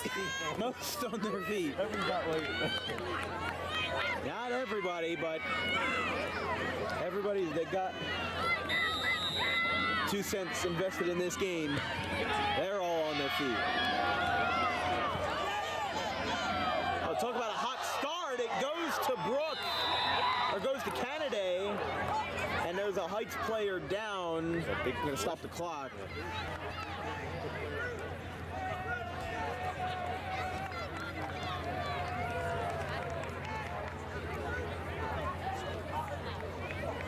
This turf is going to be like ice. Yeah, Liam Corbel coming out. And I think because of where the foul was, I think that might be a PK. Which, if that's how this game culminates, then wow. Could be a DWB my Classic. goodness. DWB Classic, could be, who knows? Could be a DWB Classic. It's not going to be a PK. And Heights is not happy with it. He didn't say camera. He didn't use the camera, so we're making progress over here.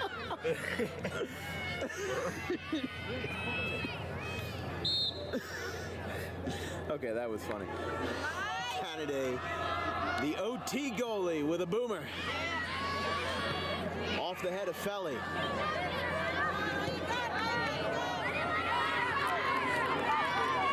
It's gonna roll out past Taco, the sophomore. It's gonna get passed back. Here we go. Problem is it's going back to Diorio.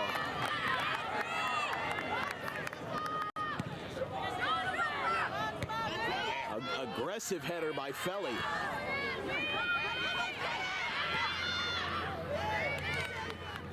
He goes out. Over towards Cooper Bannell down there. Taco's gonna throw it in from close to the corner, but not quite there. Stutter steps a little bit with a short throw, and that's right out. That's going to be Heights' ball. We've got a substitution coming in. It's going to be number 1. That being Emma Harris in the ball game.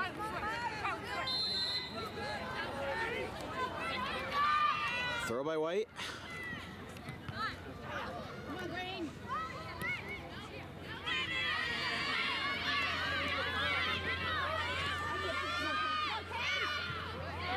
just couldn't get that one.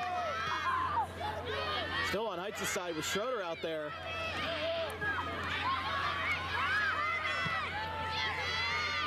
You gotta imagine with all these guys slipping down there, the turf's gonna start, as Vince said, start being like ice. Heights looking to put the game on ice. And Heights with another unfavorable call. And it's gonna be a goal kick for Audubon. Lands just past midfield, past Marone, past Brooke Felly. Canada gonna knock it down. She's got it.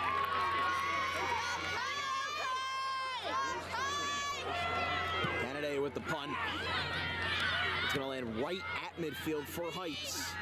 Marone back out with a litany of players spread all over the yellow circle.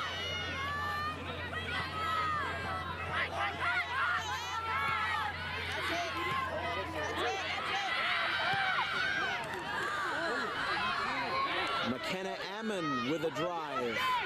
Sullivan keeps it on the ground, blocked by Heights. Set up for Wiltsey. Wiltsey! No! That one's just over the crossbar. Oh my. Wow. Maybe no more than 2 or 3 feet over the crossbar. And the freshman Morgan Wiltsey is denied an opportunity to play hero.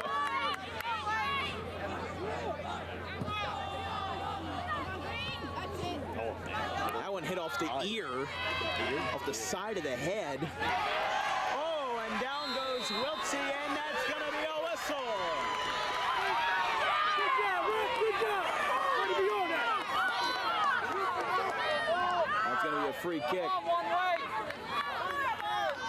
And Heights really getting dissatisfied with the officiating crew right now.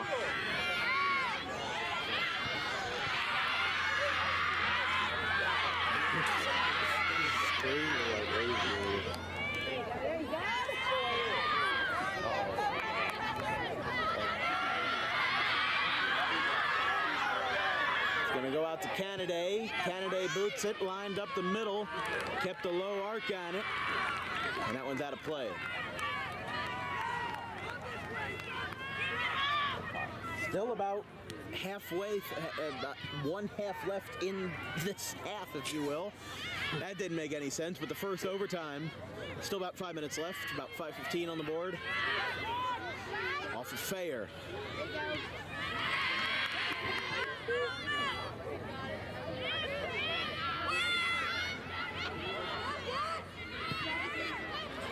The Oreo, oh, that's going to be an offside.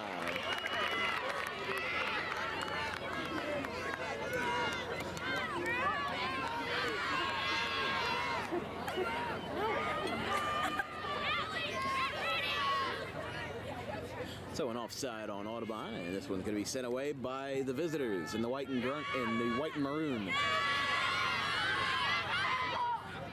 Yeah, I was going to say that almost looks like a handball from this angle, but hard to tell.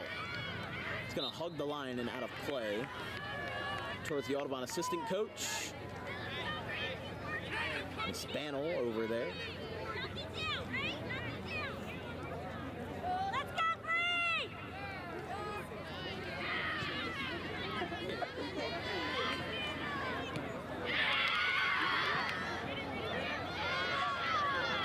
This one's a good chance over here. That one is going to be in the corner. Picked up by Legady.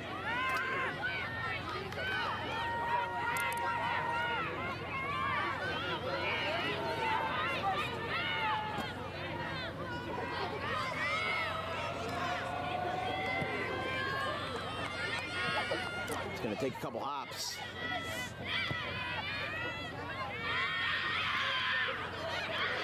One's going to roll past Carter. Knocked down, and that's going to be a foul on Heights. Big break for Audubon there. Getting more physical than it already has been these first 80 minutes. Taco off of Ammon. Here's a breakaway. Morgan Weltsy gets knocked down, gets leveled, and no whistle.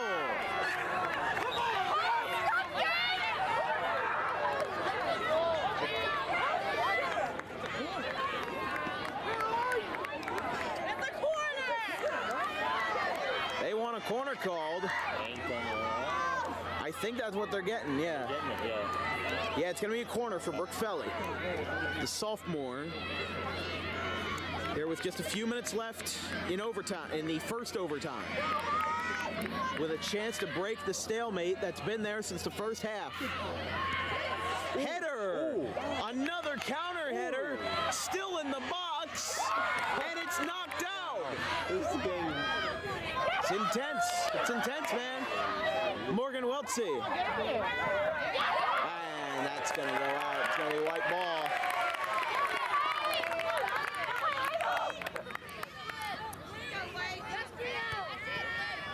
Over the head of Weltsy.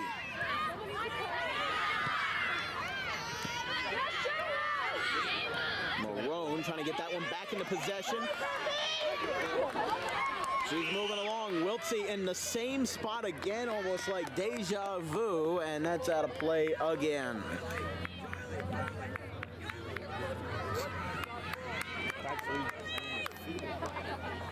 Goes to Owens.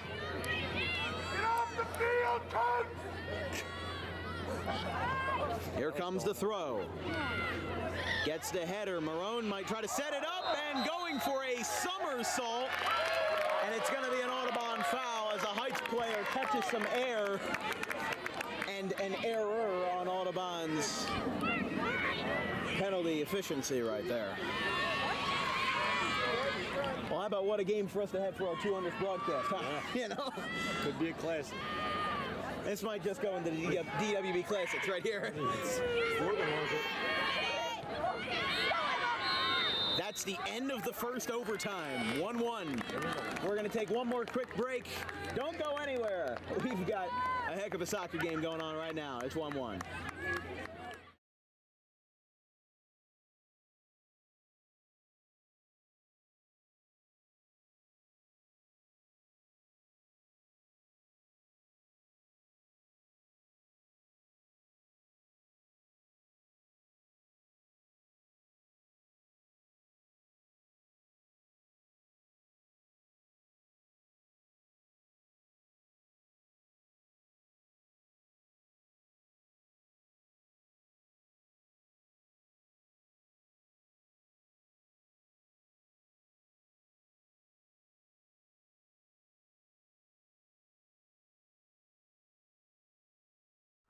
Garden State Pet Center is an independently owned full-service pet store. Our specialty is promoting companionship between people and animals by providing the healthiest product choices available, including all-natural foods, supplements that support and relieve health issues, and innovative products for pet parents. Our goal is to provide our customers with a relaxing environment, and while we're not striving to be the biggest store on the East Coast, we're striving to be the best.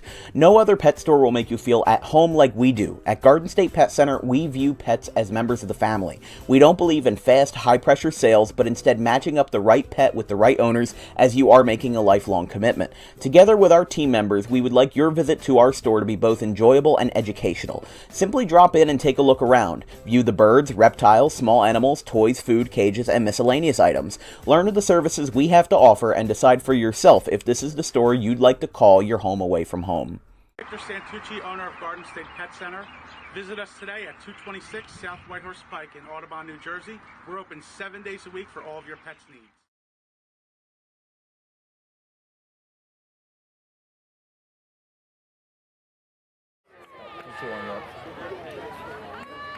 It's a packed student section from left to right, and we've got one heck of a night here in Audubon. Our 200th broadcast couldn't have gone any better. It is a 1-1 game going into the second overtime. The last 90 minutes have been nothing but a war of attrition. You could have removed the attrition. This has been an all-out war. There's been fans that have been livid at the refs, players that are livid at the refs. Refs living at the players. There's been everything tonight. There has been absolutely everything tonight. That one's going to go over Maddie Carter. Nice defense there by Owens.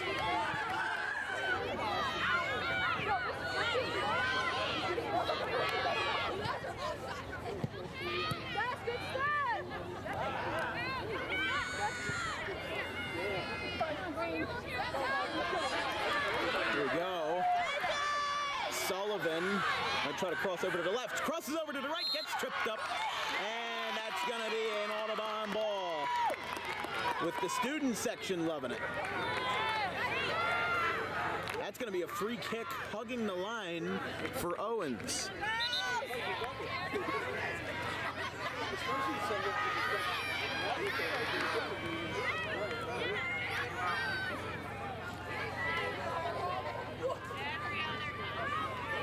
One game, second overtime. Here's a shot, looking good, not gonna get it. Schroeder knocks down an Audubon player. Schroeder back at it again, giving a little shove to Owens. Here's another shot in no man's land. Carter tries to defend, that one's out of play. Heights fan passed it right to the player. Schroeder's got it. As close as Canada's gotten to some great pressure in this second OT or an overtime in general. Ammon gets it up off of number 18, that being Brielle Connor.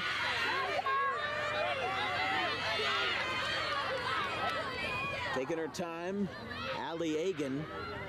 They're going to let it go into the corner. Ooh. Forgot to mention this broadcast is brought to you by Doug Does Anything, your local handyman. For any job needed, no matter how big or small, give Doug Does Anything a call, 856-412-0118.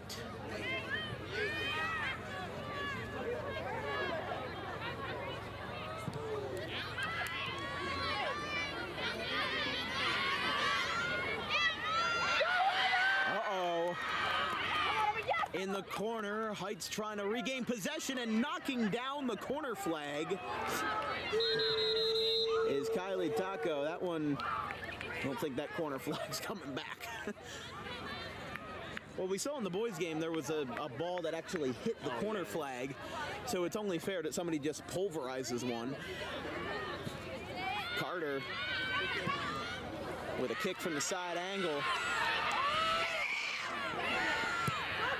At midfield with Anna Chupp. Goes back the other way. Chupp with another header on defense. Goes to Marone. Again, another header. That's 4. It finally bounces. That's picked up off the head of Sullivan. Drops down, waiting for it. Two heads go together. Going for Gemma Teddy. Keeping it in on a close call is Campanaro. Marone tried to get it through a gap, and she got it through one, just not the one she was looking for.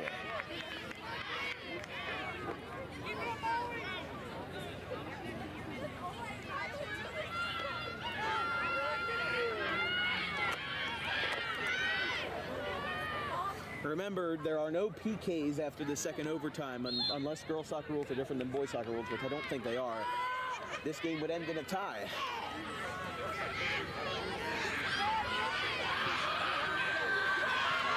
Here's a chance, if the Oreo can get it, and she will.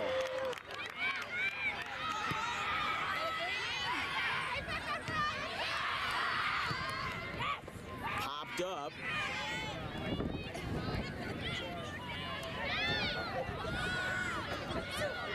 Schroeder's got it. And that one's going to go over toward the now fallen corner flag. Substitution coming in for Audubon.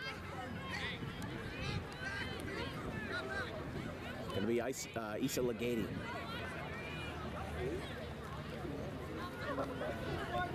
One second overtime. There we go. Liner. Felly couldn't get it. That might go back the other way. And it'll go right into the corner towards the ball handler on the far sideline. Ball's been going everywhere tonight. And as I said, girls soccer, arguably more physical than boys soccer, and we've seen it on full display tonight. That one stays on the ground. The sophomore Sullivan, that one goes out. Whose ball is it? It's gonna be, I can't even see where the ball is. It's gonna be Audubon's ball. It's gonna be Audubon's ball. Oh, stutter step. They're gonna slow it down a little bit here. Throw in at midfield. 4:20. About 4 minutes, 20 seconds left in the second OT. Right to Diorio. Oh, you can't get any closer than that as Diorio punts it away. Oh, man.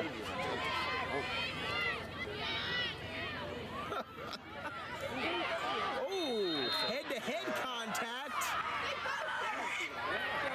Wow. Wow. Don't think that one was favorable on Audubon there. Oh. That could have been dangerous. With Audubon having a 16-5 record in 2022, if they do not score or if they lose, this would be their first tie since October 21st, 2021 in a 1-1 tie versus Haddon Township, which was also at home. Wow.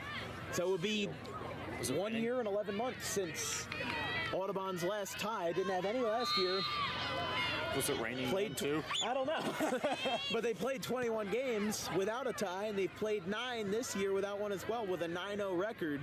So that would bring them to 9-0-1 if the score holds, which, with how much of a defensive masterpiece this has been, you can't get much better than this. We saw last year Audubon beat Collingswood in boys soccer 2-1 on a walk-off goal in the second OT. Oh, getting leveled back there, and that's going to be a whistle.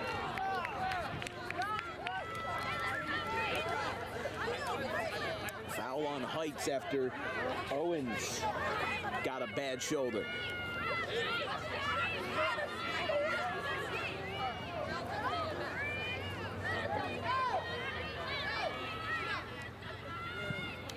So a free kick by Audubon. Bounced off of Simons. It's going to roll out. Willa Cardone's over there, and hold on now. We have a substitution coming in. Aaron Connolly in.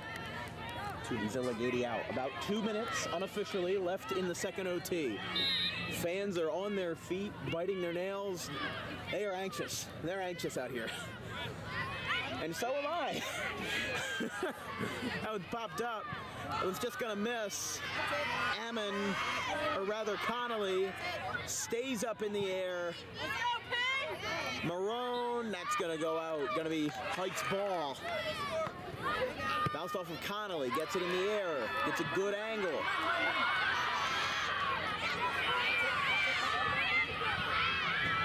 All of this emotion, all of this raw, unfiltered emotion and tension and just overall intensity, all for a tie, if this score holds.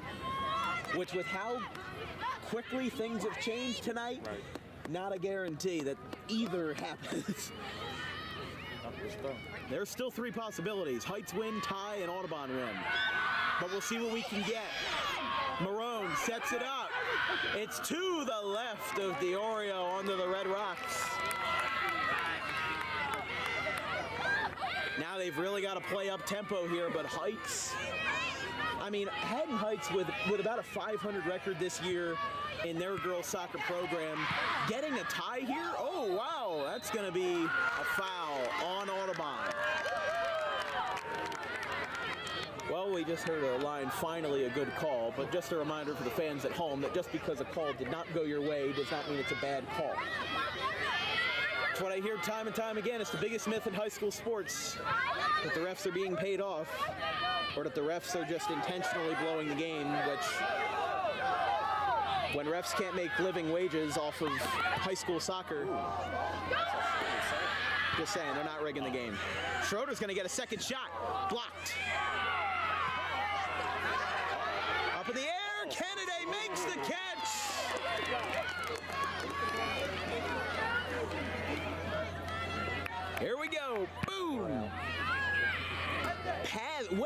midfield. It's going to drop. And Ammon's got it. Leads with the shoulder. Can't hang on to it. Sliding. Marone's going to try to take it. What does she have left in the tank in the second overtime? She lets it fly. It's going to get stopped by Heights. Here comes the shot from Fayer, and it's a high angle caught by Diorio. It didn't even clear it, and that's the game. Wow. And an electric crowd suddenly turns silent as probably one of the most intense 100 minutes of soccer you'll see in a long time ends in a draw. Wow. Oh. 1-1 the final. They're going to shake hands here, and even though, I mean, first of all, we're going to just zoom in on that celebration real quick. I mean, wow. Oh my goodness. I mean, really, you know, even though this game ended in a draw, it was still great for us. Our 200th broadcast on Dan Wilkins Broadcasting went off without many hitches, but you know, we we'll get back to the soccer game in just a second, but I do want to say thank you to everybody, including, even though on my first DWB broadcast, my mom, Donna Wilkins, she's sitting at home right now, probably watching a Phillies game, but big thanks to her because she jump-started this and really got this thing off the ground, and I've just taken it from here. You know, I don't think she's produced a game this year in the fall, but it's really an honor to be able to say that we do all this, you know, from so little, getting up to so much. So big thanks to her, big thanks to everybody in my family for, you know, supporting my career, having me out here, you know, so much, and having us cover all these games all over the state.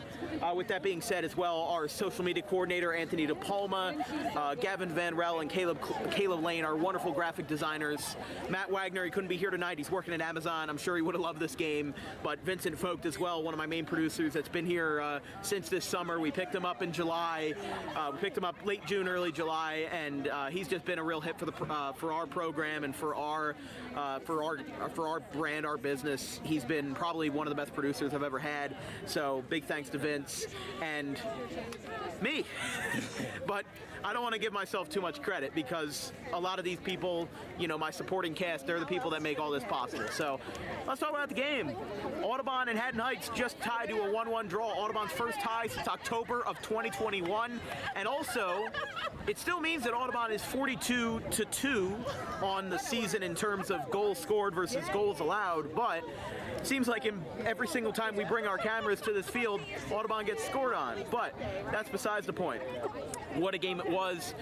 1-1 at the end of the first, and then nothing from the second half on to OT and beyond. What a game it was. I don't have a player of the game because nobody won, nobody lost. I'm so used to baseball where there physically cannot be a tie to where I don't know what to do with myself when there's a tie. We already saw one earlier this year. Deptford and Audubon played to a 0-0 tie, but at least there was some offense tonight. So it's raining right now here in Audubon, so we are going to make this, we're going to pack up the equipment and we're going to get out of here. Don't forget, our next broadcast will be Friday, September 29th, 7 p.m. Glassboro and Clayton High School Friday Night Lights, and then Gloucester and Woodbury, 10:30 a.m. on Saturday the 30th, to be followed by Salem Community College softball versus SUNY Purchase, 4 p.m. from the Jackson Sports Complex. From everybody here at DWB, my producer Vincent Vogt, my wonderful graphics crew Gavin Van Rel and Caleb Lane, I'm Dan Wilkins. Stay dry, stay safe, have a good one, folks. 200.